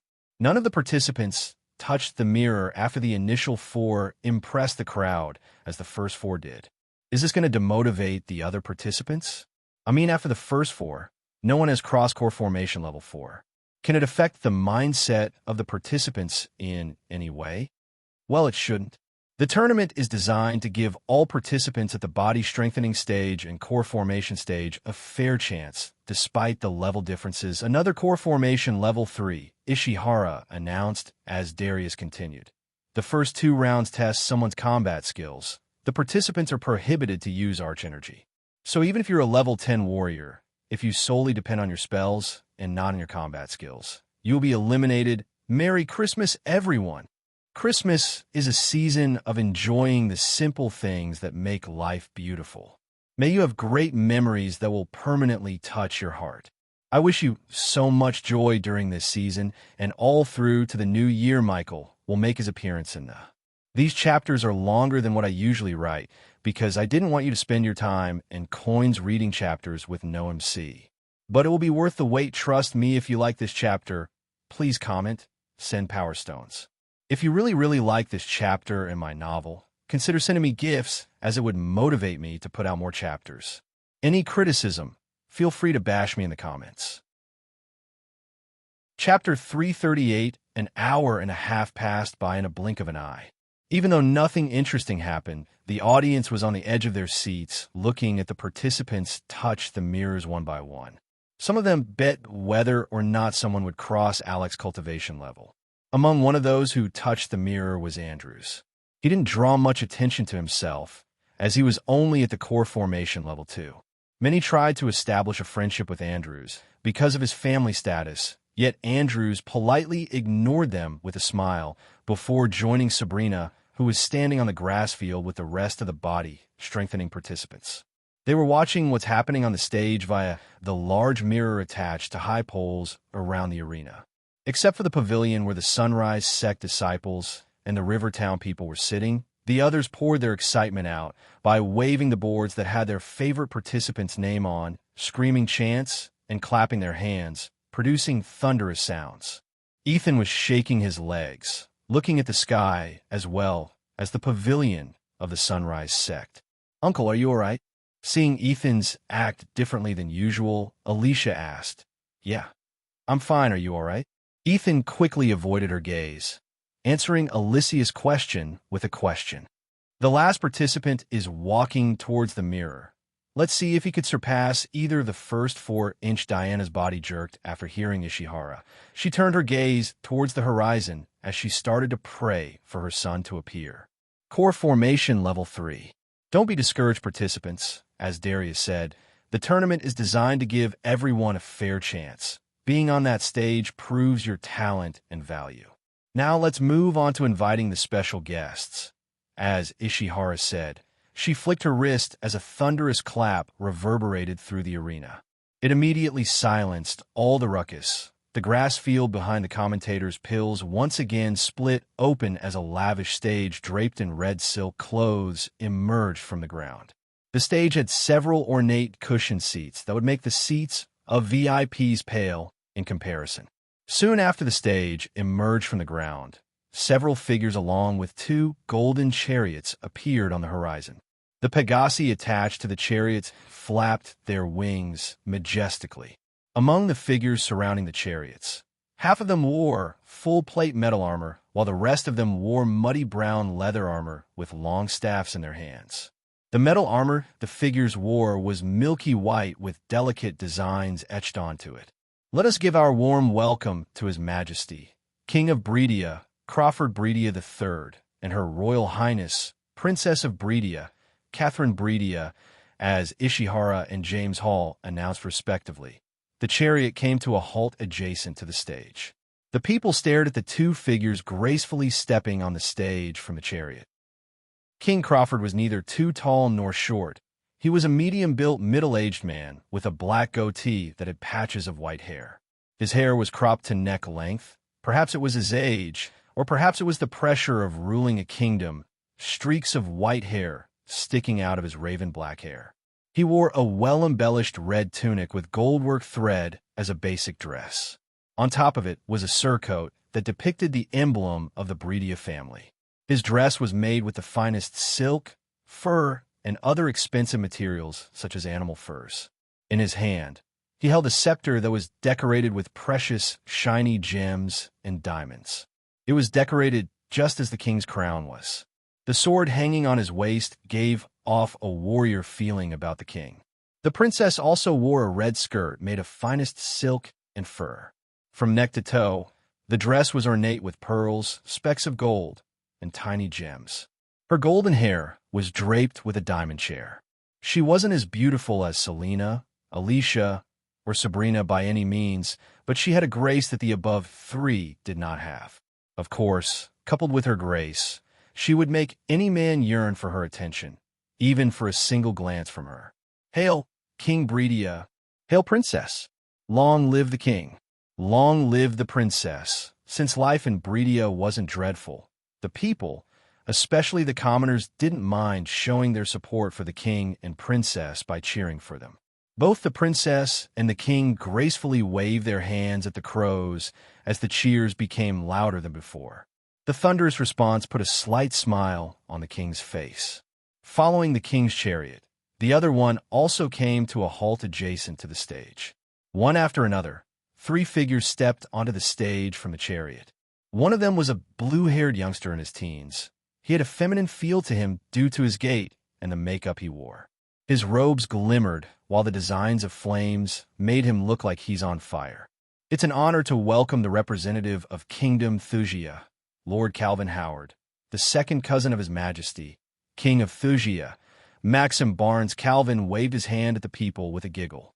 After Calvin, a middle-aged man in his early 40s wearing lavish bright orange robes that were adorned with glistening gems and diamonds. The tournament committee thank you, Your Grace, Duke of Flamefair of Kingdom Kethin, Avon Jilks, for representing Kingdom Kethin on the behalf of His Majesty. King of Kethin, Porter Forbes. Duke Avon was a red-haired man in his early 40s. The scar running across his left eye to upper lip gave him a villainous look. Instead of wearing an eye patch to cover his left eye, he chose to show his white eye. With his red hair flutter in the wind, he just nodded at the commentators before standing beside Calvin. "What's that bastard doing here?" Ethan clenched his fist, almost punching the seat's handle. For the last 6 months, the Duchy of Pentown and the Duchy of Flamefair were at war. It has caused them thousands of lives. Duke Marvin of Pentown was prepared for peace talks, except Duke Avon was adamant about continuing the war. As the Duke was standing here, there were soldiers dying at the border.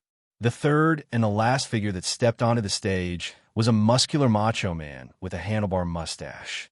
Despite his simple robes and tousled hair, he had a swagger that none of them in the arena had. Evan Ethan paled in manliness compared to the man. "It's an honor to welcome you, Lord Ashton Kane of Kane family." When addressing Ashton, Darius sounded so humble as he never did before. "It's really an honor to have you with us, Lord Ashton. Only on days like this, we can see a fusion stage cultivator with our eyes. It's truly a blessing James didn't sound like he was just saying these words to butter up Ashton, but really seemed to be talking from his heart. His reaction was expected because seeing a fusion stage cultivator was once-in-a-lifetime opportunity for most of the cultivators unless they were at the fusion stage themselves. "The pleasure is all mine." Ashton's voice was amplified by a celestial energy as it sounded clearer and louder than the voice of the commentators. The voice swept over the entire arena like a tsunami wave, giving them goosebumps. Except for Alex and Peter, all the youngsters looked at Ashton with eyes full of admiration. After shaking each other's hands, the guests took their seats. Shall we start the first round for the body strengthening stage participants? The crowd yet again let out thunderous shouts of excitement, except the fans of Ghost. "Look over there!" Suddenly the entire pavilion jumped up from their seats, pointing at the horizon. Their shouts overshadowed the others' cheers as everyone in the arena looked at the horizon. With a flick of his wrist, Ashton changed the scenery of the stage, showing on the mirrors hung around the arena to broadcast the battles happening on the stage. The moment Ashton changed the broadcast, the people saw a majestic crimson-red dragon flying towards the arena. On top of the arena, they saw a young man leisurely lying down, legs crossed at knees. He had one hand behind his head while holding a book in front of him in the other. "Ghost! Ghost!" Never like before, an entire pavilion shouted the name Ghost in unison. It was the loudest cheer no one until now received, not Alex, not Selena, and not even the king of Breedia himself. Every other disciple had their sect brothers and sisters as their fans. They were just fans. But only Michael had the sect and an entire town as worshippers.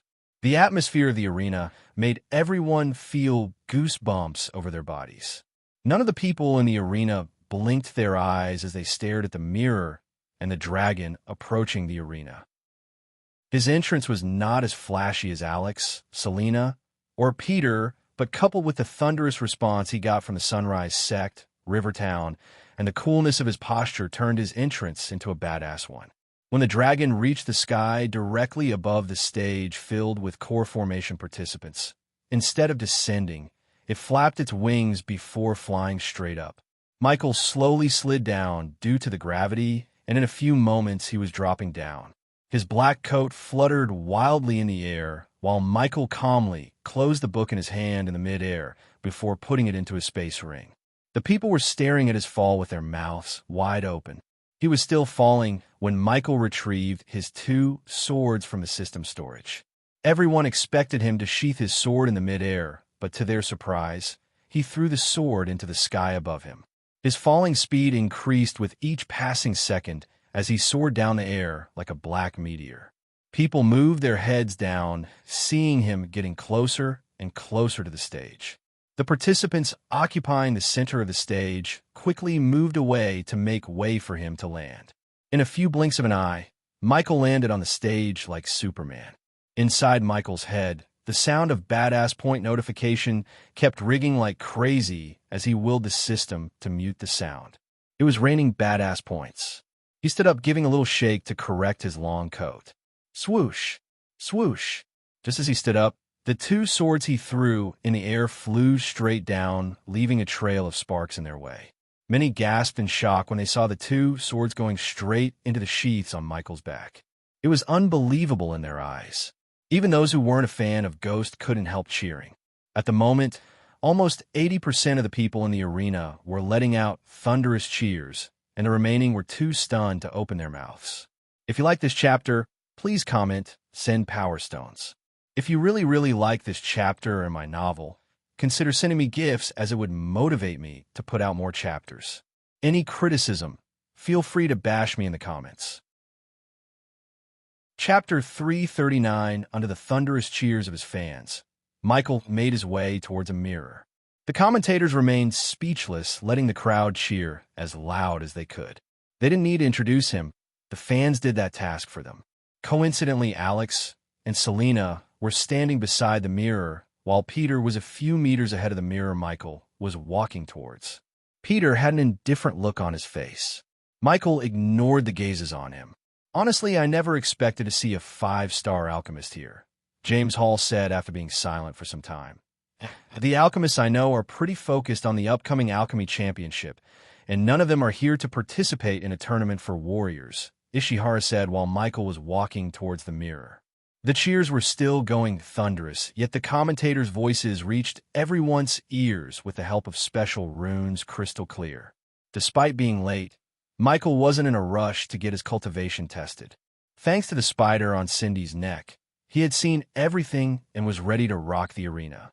Standing a meter away from the mirror, Michael saw Selena coldly looking at him. Alex seemed surprised, but he hid his expression while putting an indifferent look on his face like Peter. "I will make you pay." Before Michael could touch the mirror, Selena coldly said. Only those standing near them heard her voice, only to be startled by her threat. They stared at Michael with wide eyes, wondering what he did to deserve Selena's threat. "Are you sure?" Michael snickered as he put his hand on the mirror. The moment he put his hand on the mirror, the entire arena stopped cheering. The excitement prevented them from uttering a word. SSSSSHHHHHH. Unlike never before, the mirror Michael touched violently trembled. Those who stood closer to the mirror even heard the mirror producing a faint whistling noise. The coordinates immediately grabbed the mirror by its both sides to keep it still as the entire pillar beside the mirror lit up like a Christmas tree. There wasn't a single spot that didn't glow in the pillar from top to bottom. The pillar radiated bright, sparkling green light. "Oh my God, it can't be." Level 10, several gasps could be heard in the arena. In the VIP area, Ethan stared at Michael without even batting an eye. He felt a cocktail of emotions surging from deep within: joy, sorrow, pride, self-blame, and shame. "That is my son," Ethan mumbled under his breath. The teensy bit he had about Ghost being his son was wiped away from his mind when he saw him. Ghost looked exactly like Diana when she was Harriet Hunt. The black dress, 2 black swords, the swag, the attitude, everything about Ghost reminded him of Harriet Hunt. Core formation level 10. "Guys, are you seeing this?" Ishihara almost shouted in shock. No one remained calm or indifferent looking at the glowing pillar. The badass points were rapidly increasing, crossing 300,000 points. Ashton's lips curved upwards as he knew the odds of Alex getting killed by Michael's hands just increased out of bounds. The king, on the other hand, slightly leaned forward, focusing all his attention on Ghost. If my guess is right, he can break through to the core strengthening stage anytime he wants. Darius' words sent a wave of shock to everyone's minds. Reaching core formation level 7 at the age of 27 was a humongous thing in their minds. Hence, they couldn't even believe what they were looking at. "How old is he?" James Hall's eyes opened as wide as they possibly could. His eyes looked like they were about to jump out of the sockets. Whoosh! As James Hall's question made everyone wonder about Michael's age, Nightmare came straight down, soaring through the sky. Nightmare shrunk his size before letting out his dragon breath up in the sky. Everyone became agitated seeing the dragon breathe as the soldiers on the king's stage immediately stepped forward to protect the king. Soon, Nightmare's dragon flame formed the number 21 in the sky. "Do you think the dragon is answering my question?" James Hall asked. "I think so. Let's ask his sect leader herself." Ishihara moved her gaze from the flaming 21 from the sky to Claire, who was joyfully clapping her hands. No one would believe Claire, but she really thought Ghost would be stronger than Alex or any other prodigies in the arena, because she knew him more than anyone here knows him. In her mind, he was the number 1, not Alex nor Selena. The disciples turned their gazes at Claire after hearing Ishihara's question. Every pair of eyes fell on Claire, expecting her answer. "Yes, he is." Claire amplified her voice with arch energy to sound louder and clearer. With a flap of his wings, Nightmare soared towards Claire, shrinking his size more and more. "Ghost! Ghost! Ghost! Ghost! Ghost!" The people of Rivertown and the disciples shouted as loud as they could. When Michael saluted at the pavilion with 2 fingers, the crowd went crazy. His alluring smile, broadcasted on the mirror, captivated hundreds of young hearts. Standing on the field down the stage, Sabrina was clapping to show her support. She never thought she would be amazed like this by someone who isn't her sibling. Contrary to Sabrina's expression, Andrews lost all the glow on his face. His heart skipped a beat as he started to sweat. Although he had a fusion stage cultivator helping him win the tournament, he couldn't help being afraid of Ghost. Even Noah advised him to be careful if he had to fight Ghost head-to-head. He's really good. In one of the VIP pavilions, Peyton and Zanali were looking at the stage. Peyton didn't like Ghost very much, as he was the first one to reject an invitation to join Guardian Guild, yet even she praised him. Reaching core formation level 10 at the age of 21, this should be written on history, Ishihara praised. I could only think of two persons who managed to reach this level at the age of 21. One is a prodigy of our continent. Harriet Hunt, the name sent a chill running through Imelda's spine. The name Harriet Hunt had brought them enough pain. She never wanted to hear the name again. Being Harriet Hunt had caused Diana a lifetime of pain. Imelda knew this better than anyone. Moreover, the name brought back the memories Imelda wanted to forget completely. The images of what happened 21 years ago flashed across her eyes. Diana thought she knew what happened, but in reality, only Imelda knew what really happened all those years ago. She was afraid of telling Diana because she didn't want Diana to feel betrayed by her own sister. And the other is Layla Alden, the wielder of Angel's Vina, just like the name Harriet Hunt, depraved the delight from Imelda's heart. The name Layla Alden messed with Michael's joy in his heart. Every time Michael thought about Layla, the possibility of him having a spirit child with her and her intention of killing him flashed across his mind. These are all great kids, talented prodigies. But he has the best chance of entering the fusion stage at the age of 40, Darius said to his fellow commentators. Michael liked the refreshment of the commentators flattering him. It helped him earn more badass points. He hoped their voice would be muted during battle, though. The pillar slowly lost its glow after Michael took back his hand. Finally, the coordinators could let go of the mirror as it stopped trembling. Michael looked at Alex and Selena with a smile on his face. No one saw the meaning of his smile or the real intention behind it. Only Alex could feel the murderous glow in his eyes. Until this moment, Alex wasn't afraid of Ghost. However, after seeing his power and the murderous gleam in his eyes, he started to feel afraid deep inside. He turned back to move away from the mirror. While he was walking away, his eyes met with Peter.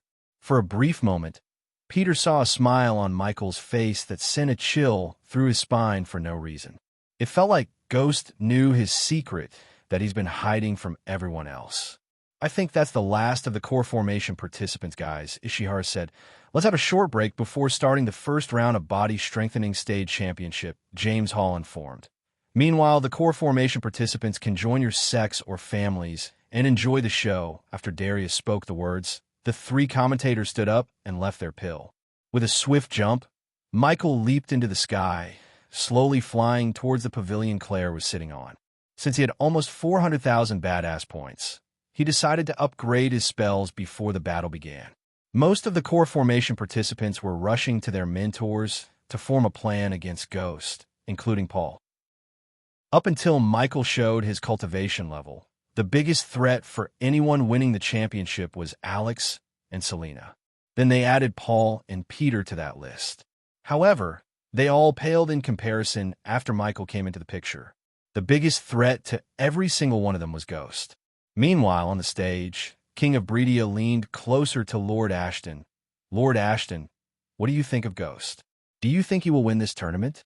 The king asked in a husky voice. Lord Ashton knew everything about the king's plan to marry the princess to the winner, although the king himself planned to keep it a secret until the end. However, Lord Ashton pretended like he don't know anything about the king's plan. Unless the participants gang up on him during the first 2 rounds and eliminate Ghost, he will win the championship without breaking a sweat. If you like this chapter, please comment, send Power Stones. If you really like this chapter and my novel, consider sending me gifts as it would motivate me to put out more chapters. Any criticism, feel free to bash me in the comments. Chapter 340 Time flew differently in the Fire Realm than in the rest of the world. Gaia lost track of time while moving towards the Fire Realm center. She grew tired of killing the fire demons and beasts roaming in the realm, especially the 3-headed black crows. The three-headed crows were abundant in the fire realm. They had very powerful combat strength and abilities that few people could guard against. A level 2 core formation three-headed crow was more than enough to fight a level 6 core formation human warrior. However, since its opponent was Gaia, it couldn't exercise all the advantages it had. Usually, they would use their speed to hunt their prey. In Gaia's case, her arrows were faster than the crow. The only thing that stopped her from massacring every beast and crow in her path was that she had only a finite number of arrows. Hence, she fought some while fleeing from many, though she could have easily killed them all. She didn't forget to get the cores after killing them, as she wanted to give them to Michael. Caw, look, another one. Noticing another three-headed crow chasing them from behind, Iag warned Gaia. At first, when she brought Vidora with her, she thought they might become a hindrance, but she was proven wrong. They were great companions, best lookouts. More than anything, they cared about her, just like Michael or Nightmare. Of course, each of the three had their own way of showing their affection, but Gaia knew deep down they loved her.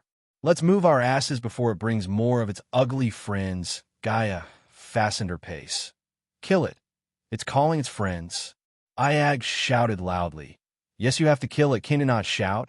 He was calm as usual. Caw. The crow shouted out loudly again. Fuck this. Gaia halted her steps as the bow materialized in her hand. In a blink of an eye, she fired an arrow from her bow that soared through the air and pierced the crow's heart. Unlike before, she didn't linger around for the crow to hit the ground so she could collect the core.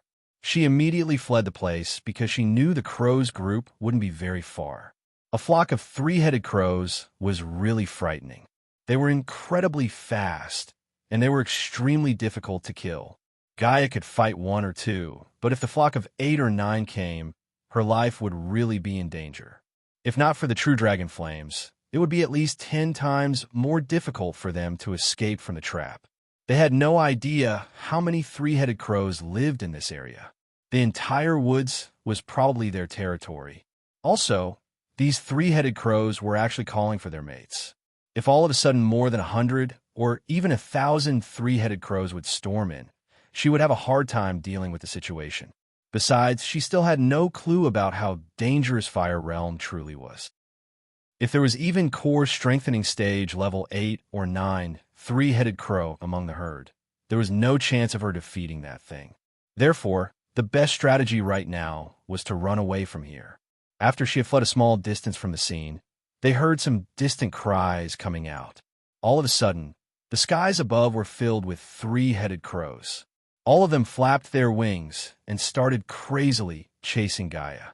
The leading three-headed crow had a gigantic body and was at least 15 meters tall, and its cultivation base was as Gaia feared, core strengthening stage level 2. Oh my god, Iag exclaimed. So many crows. Good thing we ran away. Save your breath and increase your speed. These crows really live in a group. I think there are more of them. Cain warned Gaia. Gaia pushed all the arch energy to her legs to run as fast as she could. Instead of flying, she used the woods as her cover. Even then, the crows seemed to have sensed Gaia's presence. Why do I feel like he's chasing us? Iag asked. I don't think he will chase us forever. As long as the group stays behind, we'll be fine. She learned to be calm from Michael. Just like him, she wanted to take any tense situation calmly without overreacting. The last time she lost control of her anger, it almost drove her to the point she fought Ghost. Iag kept cursing as she was staring at the crow from Gaia's shoulder. Iag felt shameful to run away from an ugly crow like that. Compared to Cain or Sarba, she took more pride in being a Hydra, an otherworldly being. Unlike the core formation crows, the core strengthening stage crow was incredibly fast, and it was only because they left the area sooner they were able to run away from the crow. The three-headed crow kept chasing while letting out furious roars. Its eyes were fierce, and it kept spitting black, poisonous mist from its mouth, which took the shape of a sword and pierced towards Gaia. However, the canopy above Gaia blocked the swords. Oomph.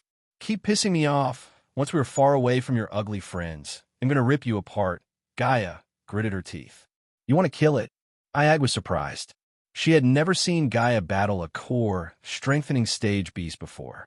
Unlike Nightmare or Ghost, Vidora only had little idea about her combat prowess.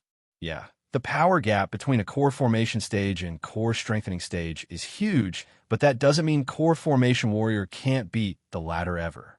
With good plan and strategy, we can kill this damn crow. She had a meticulous mind when it comes to battle because of her years of adventuring and battle experience.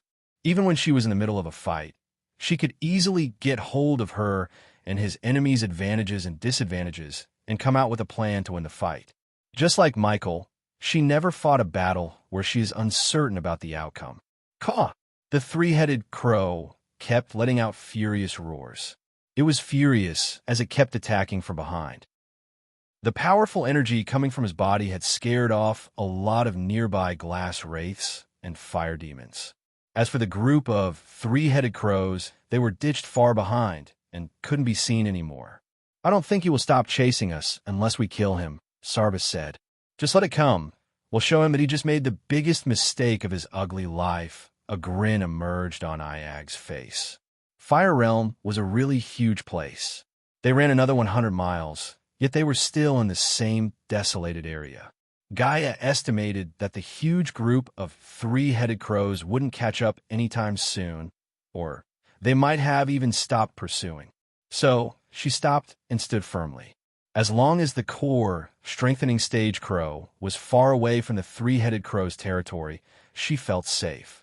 The three-headed crow became startled upon seeing that the human and dog had stopped fleeing.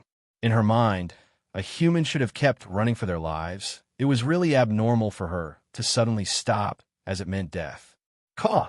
Nonetheless, the crow didn't care so much. It dived down through the canopy towards Gaia to kill her with a single stab with its beak. You three, stay here. Gaia gently picked up Vidora from her shoulder to put them high on a branch. Hey, you have an attack plan? Sarba asked as the crow got closer and closer. I have a plan. Gaia turned back, putting her bow back inside her space ring. She looked up at the falling leaves and broken branches. Attack! She unleashed her energy as countless golden specks of light enveloped her body completely, causing the air to tremble and ripples to spread across the scene. The bright light made Vidora close its eyes for a brief moment. When they opened their eyes, there was a gigantic 8 feet tall, 10 feet long snake standing in front of them where they saw Gaia a moment ago. The snake was covered in shiny dark purple scales. It was Gaia's real form, the Naga form that resembled a cobra. Poison cloud, Gaia hissed. A voice remained the same despite her transformation. A thick jade green mist of poison came rushing out of her mouth. In a few seconds, the green cloud of smoke enveloped the woods before Gaia. Boom! Finally, the crow landed just a few meters away from Gaia. However, its eyes went wide in shock seeing her full form. Due to the branches hitting the crow's eyes while it was flying through the canopy, it didn't see her transform or release poisonous clouds. The poison had already gone into the crow's body when it inhaled the air. Caw! Caw! The crow tried to call its friends, but all that came out of its mouth was rough coughs. Gaia immediately slithered towards the crow. Although Gaia was fast, the crow still managed to react to her moves despite the poison spreading in its body. However, it was not the open sky for the crow to fly around freely. The canopy and the thick woods restricted its movements, but for Gaia, the surroundings were an advantage compared to the crow. Look out! Iag couldn't help shouting when the crow tried to attack Gaia's eyes using its claws. Boom! Suddenly, a powerful blast of sonic wave hit the crow.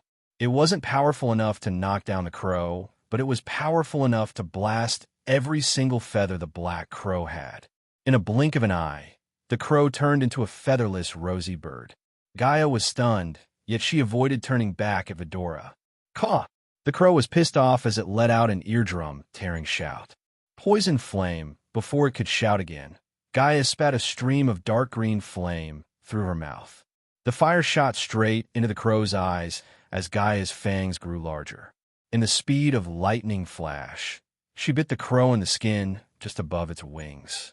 Since the crow didn't have any feathers, Her fangs penetrated the crow's skin without any resistance. I guess I have some awesome powers. As the light in the crow was slowly dimming out, Iag said to her two brothers excitedly. Michael chapter next Michael chapter. Gaia chapter. Gan, do you guys and gals want me to release MG? One Michael chapter, then Gaia, then Michael, or GGGGG if you like this chapter. Please comment, send Power Stones. If you really like this chapter or my novel, consider sending me gifts as it would motivate me to put out more chapters. Any criticism, feel free to bash me in the comments. Chapter 341. Michael landed on the pavilion where the Rivertown people and disciples were cheering excitedly for him. In the front two seats, he saw Claire, and the elders were clapping with bright smiles on their faces. Even the usually calm and composed Elder Sandra was greeting him with a wide grin. Brother Ghost, you are at level 10. Brother Ghost, you're so awesome. The other sects are going to be so pissed, ha ha. The disciples were too excited. Not a single disciple remained in their seats. All of them were jumping up and down, waving the name boards with Ghost's name on it in the air. Brother, come here, Cindy called him, sitting on Claire's lap. On Claire's right side, the elders remained seated while on her left, there was an empty seat reserved for Nightmare. Next to Nightmare's seat sat Olivia, Ricky, and several disciples who were in the sect longer than anyone else, the seniors. Seeing Michael approaching, Nightmare flapped his wing to launch himself in the air. Let me get that, Master Ghost. Ricky quickly came to him and removed Michael's dual sword sheath so Michael could comfortably rest on the chair until the first round for Core Formation Warrior starts. Thank you, Ricky, Michael said after giving his swords to Ricky. He then made his way to the seat. Teacher, are you even a human? When Michael sat, Olivia asked. Instead of answering, he just gave her a smile. What took you so long?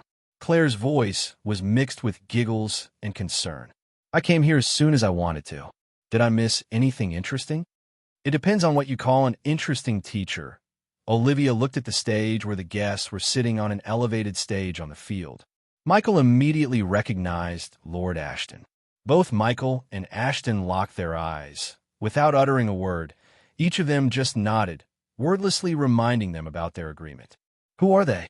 Except for Ashton, Michael didn't recognize the others. That's His Majesty King Breedia and Her Royal Highness Princess Catherine, Olivia said in a low voice, looking at the king and the princess. Then she turned her gaze at the red-haired man. Sitting right to the king is His Grace Duke of Flamefair, Avon. Michael took a long look at the man. He was on Lucifer's hit list because of his slave mines.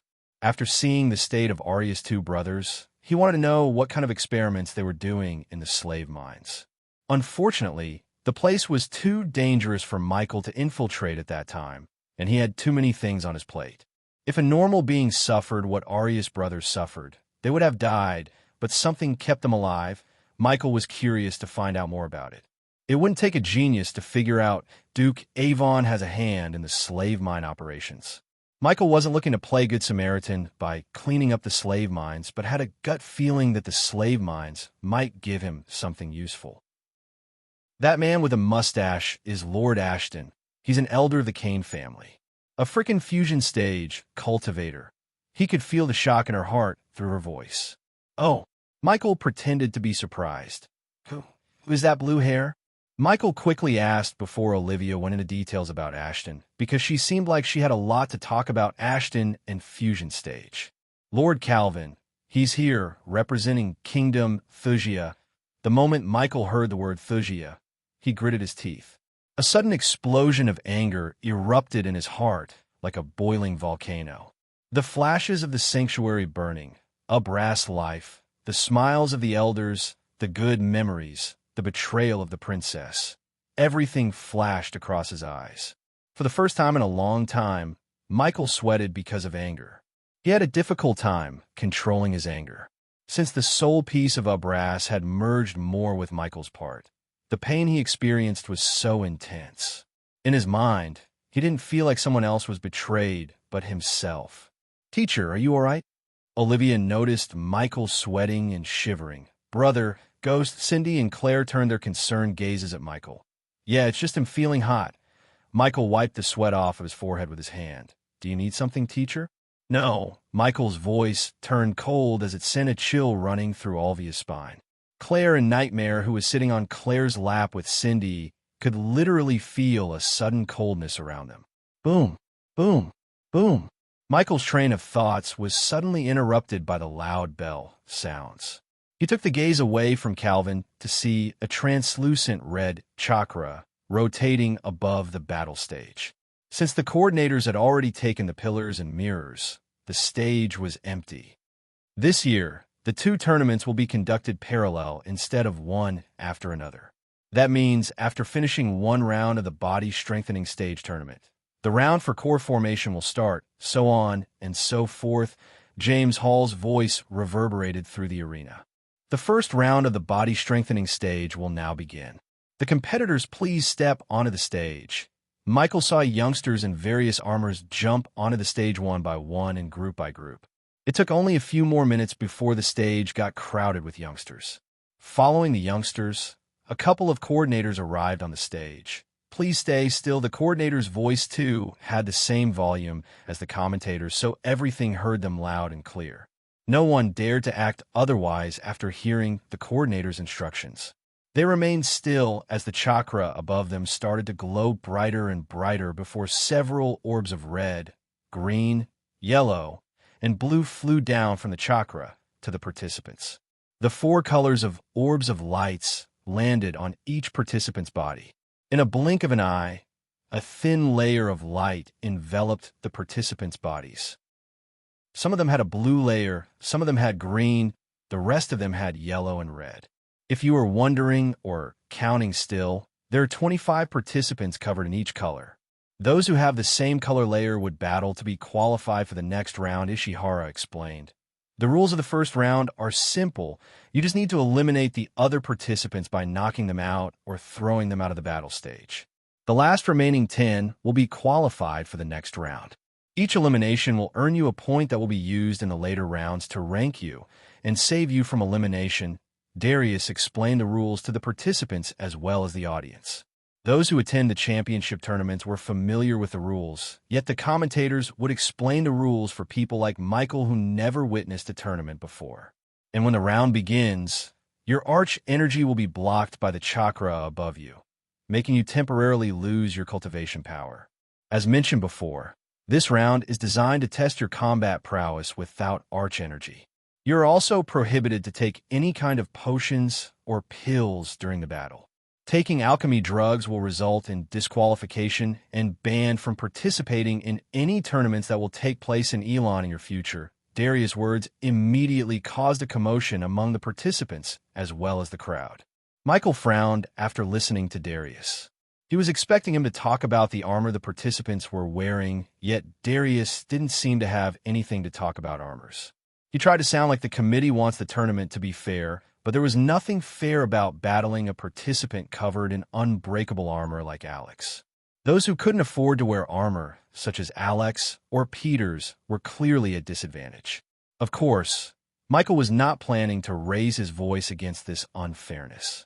As far as he was concerned, being born poor wasn't one's fault, but living and dying as one is. Michael could have easily bought or hired a dwarf to forge him an armor, but he chose not to because he had APD that could inject him with healing potions, strength enhancers, and the system. Wearing armor like Alex would certainly restrict his both hand-to-hand combat and sword skills. Now it's time for us to decide which group should battle first, and who is better to decide this other than His Majesty. Ishihara let out a sweet laugh as an orb of white light appeared from the chakra before floating towards the king. Your Majesty, please place your hand on the orb. Choosing a color among red, blue, green, and yellow under the gazes of thousands of people, the king gracefully placed his hand on the floating orb before him. In a few blinks of an eye, the white orb radiated bright blue light. Blue team it is. The rest of the participants, please return to your places and return to the stage when it's your turn. Among the participants who remained on the stage, Michael spotted 3 familiar faces. They were Evan, Victoria, and Sabrina. After realizing 3 celebrity disciples were going to fight each other, Michael got slightly interested in watching the battle. The remaining 25 disciples prepared themselves to fight. Some of them formed small groups of 3 quickly after murmuring among themselves, while Sabrina, Victoria, Evan, who had the utmost confidence in their abilities, remained alone without forming any sort of alliance with the others. The battle will begin after the 3 bells. Prepare yourselves, people. You're in for a ride.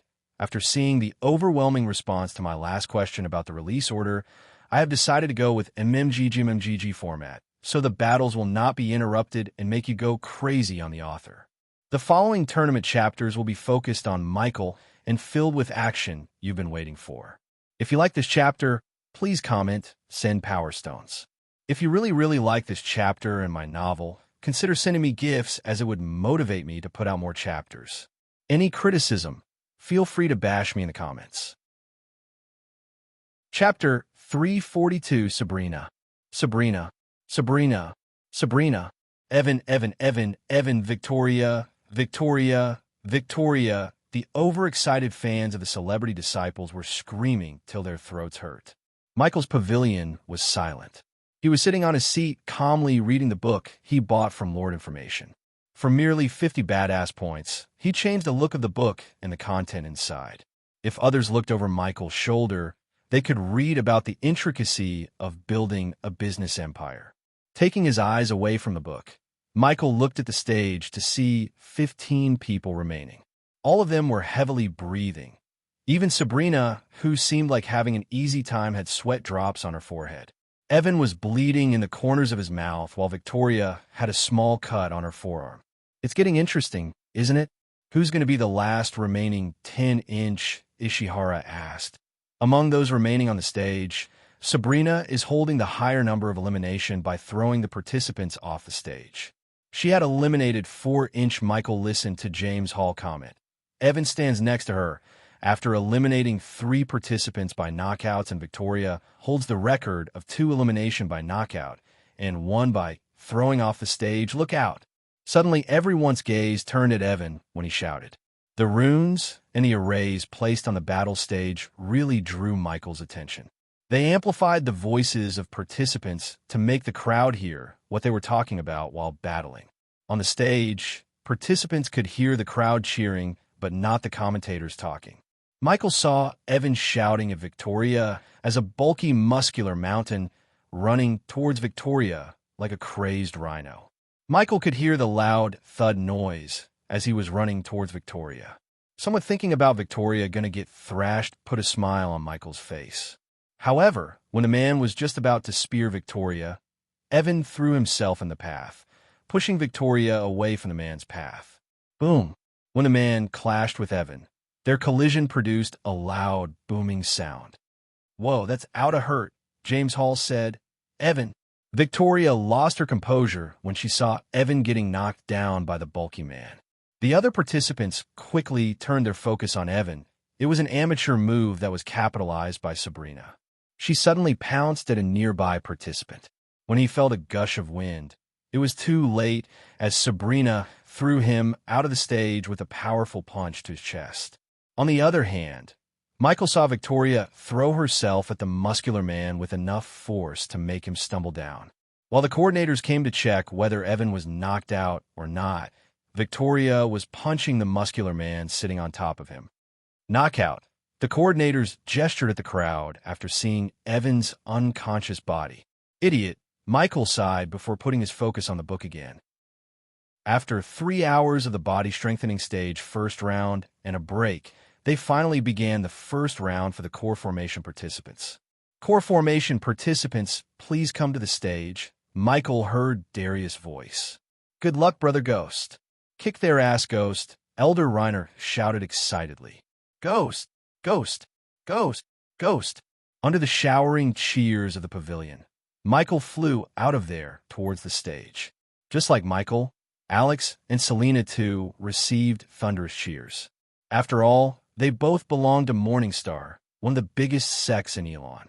The sun has already fallen into the horizon, yet the lights above them kept the arena as bright as a day. As Michael reached the stage, he saw thousands of eyes landing on him. There were several unknown faces that stood beside him, keeping their distance from him for some reason. No one dared to form an alliance or even talk to him. For them, he was one of the biggest threats that stood in the way of winning the tournament. Michael couldn't care less about what they thought. As far as he was concerned, he was going to win this thing.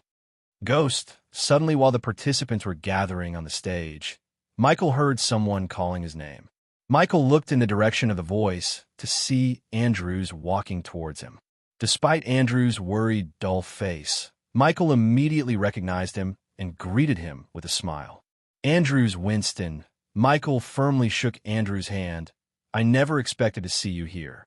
The last time I saw you, you were still at Boyd's strengthening stage level 1 and on the verge of dying. Thank you for saving me, Ghost. I just wished I got the chance to thank you under different circumstances." Michael noticed Andrews' eyes move towards the princess.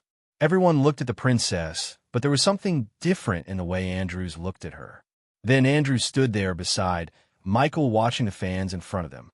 "I need to win this." Ghost Andrews' voice sounded so serious. "Then you shouldn't hold back anything, Andrews." Michael turned his head to look at Andrews. "Because I want." Andrews couldn't help feeling a chill running through his spine. "Hold still, everyone." As Michael turned his gaze away from Andrews, the coordinators instructed them to hold still. Since they were on the stage, Michael couldn't hear what the commentators were talking about. Ethan, Imelda, and Diana felt their heartache seeing Ghost and Andrews preparing to fight each other. Although it might be inevitable, they still didn't want the two of them to end up in the same group and fight each other. Imelda closed her eyes, praying to the gods to put Michael and Andrews in different groups. Michael looked up at the chakra to see it rotate faster and faster before sending light orbs down. The very next moment, Michael felt a warm sensation as he looked at his hand to see a red translucent layer covering it. The participants soon looked at the stage where the king was sitting. Just like during the body strengthening stage round 1, they saw a white orb traveling toward the stage, but this time it flew straight to Ashton. It was Ashton's end of the deal to make Michael and Alex fight each other, as Michael had no control over the chakra to make it possible. Hence, Ashton had to do something to put Alex with Michael. In a blink of an eye, the white orb of light turned red when Ashton touched the orb. Michael cracked his neck, preparing himself for the round. He looked around and saw Andrews had a blue light, Alex and Selena had a yellow light, while Peter and Paul had green light layers on them. "Well, this is disappointing," Michael sighed inside. If a celebrity disciple ended up in the same group as him, he could have beat the hell out of them to earn even more badass points. But when he looked at the red-layered participants, he noticed all of them looking at him. The green, yellow, and blue-layered participants can now leave the stage and enjoy the battle until your turn comes. Michael heard Ishihara's voice as the other participants started to leave the stage. "Good luck, Ghost." Andrews was well-mannered enough to utter these words before leaving. Michael was walking to the center of the stage when he heard a cold female voice coming from behind. "You will pay for everything." Michael didn't even need to turn back to recognize the person. It was a very familiar voice. Still, Michael turned back with a cold smile to see Selena and Alex looking at him. "Oh, I am planning to." Michael knew what he said would have reached everyone's ears, but he didn't care because today, Alex will die. Michael didn't feel any pity for killing Jane, and he would certainly not feel any pity killing Alex. It seemed like fate wanted Michael to take away Selena's loved ones one by one. No weapons, only hand-to-hand combat. The coordinators reminded them before taking off into the sky. They floated several meters above in the sky, watching over the participants on the stage. "Ghost! Ghost! Ghost! Ghost!" The fans of Michael kept cheering as loud as they could. Their thunderous cheers reverberated the arena. For a moment, Michael closed his eyes, mentally blocking all the noises to put full focus on the battle before him. He felt a warm sensation running from his head to toe. He knew it was the runes scanning him for any potions or runes on his body to enhance his traits like strength or speed. The system made sure the APD wouldn't be detected by any scans. Waiting for the coordinator's signal to begin the battle, the participants surrounded Michael, forming a circle around Michael. In the VIP pavilion, Ethan leaned closer, seeing Ghost getting surrounded by the participants. "It is not fair," he said. It makes sense for them to eliminate the highest threat first, Norvin, the golden Babaru said while eating an apple casually. 1 versus 24, huh? Then everyone heard Michael's calm voice. Ethan didn't see a tiny bit of fear or worry on his face. On the contrary, Ghost remained in the center with a calm smile. Guys and gals, we can either do this the easy way or the hard way, Michael said looking at the youngsters before him. You are in no position to say that Ghost, Humph, a fully plated armor-wearing participant snickered. He even covered his head with a metal helmet that looked like the helmet of Thor. Ignoring the youngster's words, Michael said, the easy way you 24 can fight among yourselves and eliminate 15 people yourselves. Ethan's eyes went wide hearing the words coming out of Ghost's mouth. If Ethan didn't know Ghost was his son, he would have said Ghost is the most arrogant guy he had ever seen. I don't know if he's being serious or kidding, James Hall said. You might be a genius, but at this moment, you're just like the rest of us. The youngster in armor took several steps towards Michael as the others followed him. Little by little, the circle of people was getting closer to Michael. You clowns really think taking away my cultivation would make me you? Huh. Michael burst into cold laughter. Get him. Michael's words instantly made them snap as pouring petrol into a fire. They all rushed towards Michael in all directions. The first one to reach Michael was the armored youngster who trash-talked him. He threw his fist aiming at Michael's face to knock him out with a single punch. However, Michael evaded the punch while grabbing another youngster by his leather shirt. In lightning-fast movements, Michael tore the leather shirt and sent him away into the crowd with a swift kick. His training with Gaia and the fighting technique gave him inhumane speed even without the arch energy. The armored youngster never expected Michael to move that fast. Before the guy could react, Michael tied his arms around his back using the leather shirt he had just torn off. No matter how much metal armor he wore, with his hands tied behind his back, the youngster posed no threat to Michael. When the crowd came too close, Michael grabbed the armored youngster by his neck and used him as a center pole, kicking the crowd in a circle like in the Matrix movie. If you like this chapter, please comment, send Power Stones.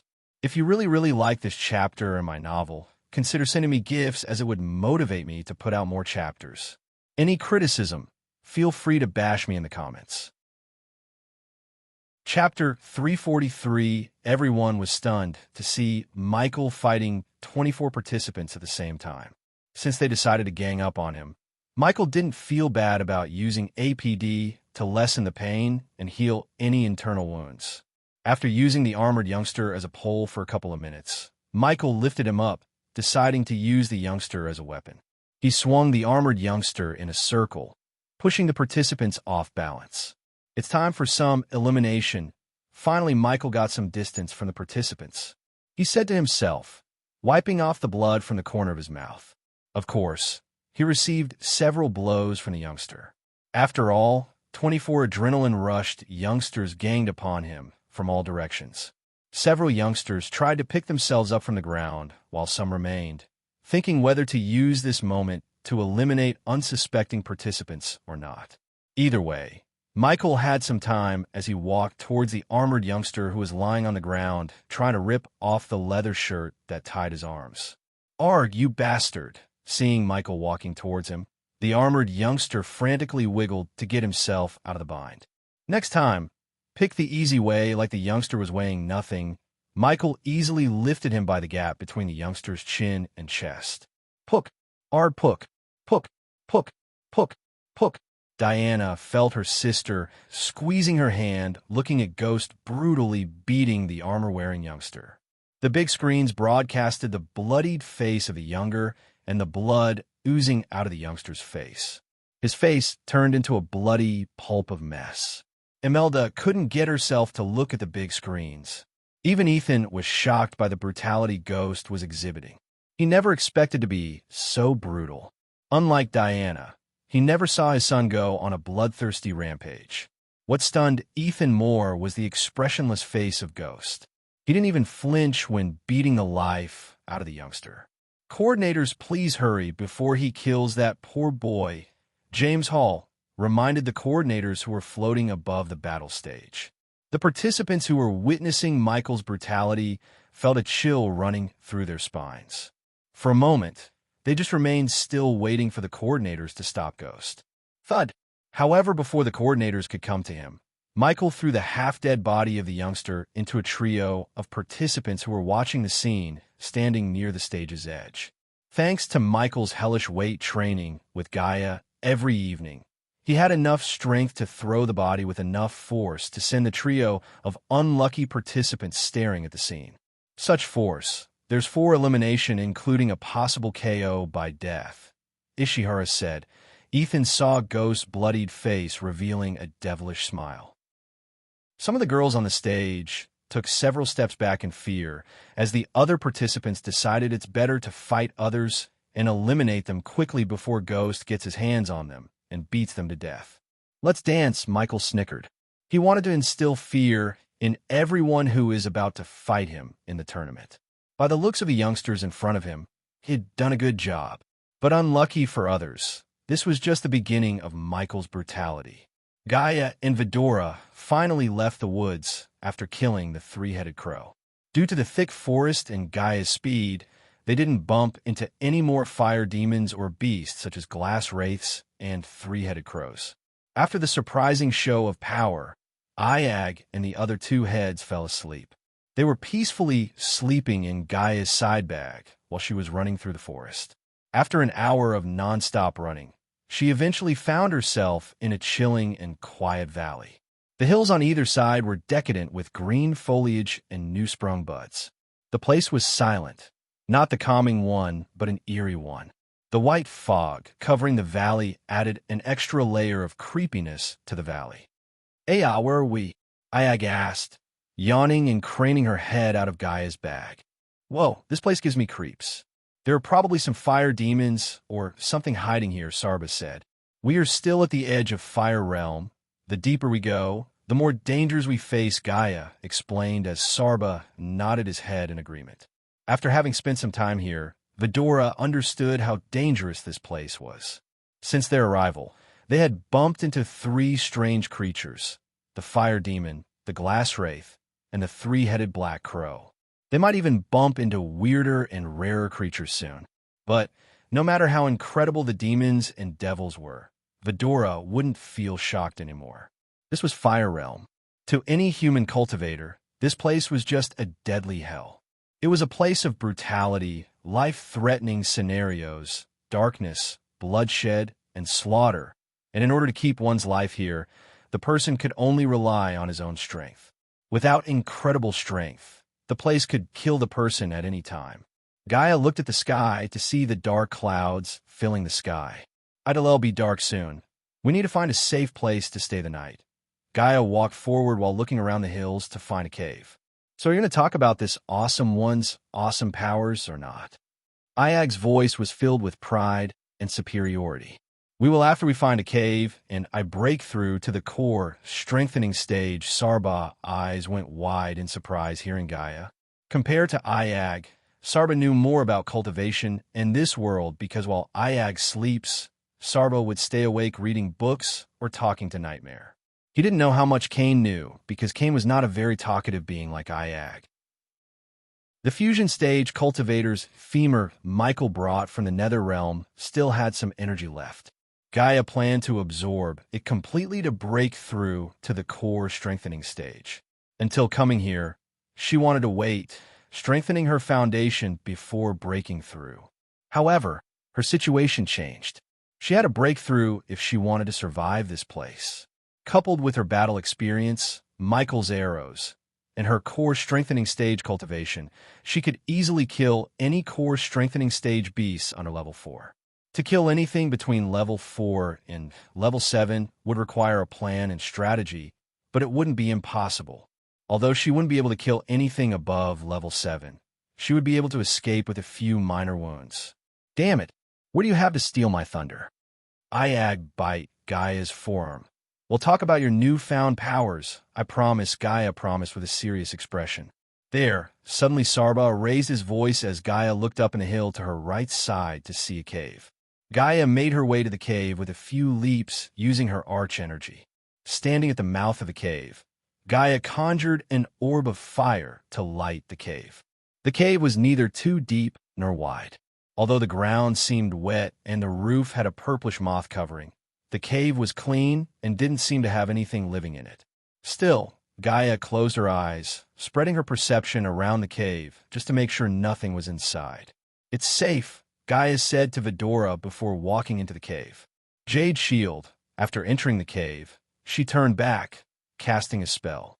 Soon, a translucent shield covered the entrance. Unless it's a core, strengthening stage beast, nothing can come in. It'll wake up in 7 hours. Gaia placed the side bag with Vidora in it beside her before retrieving the fusion stage femur from her space ring. The bone still had its glimmer, but not as bright as when Michael gave her the first time. "Don't fight with your brothers." Gaia flicked Iag in the head before closing her eyes. "Wait till I fully comprehend my powers." Aya growled as Sarba chuckled. After almost 5 hours, Gaia had leisurely absorbed 90% of the remaining energy in the femur.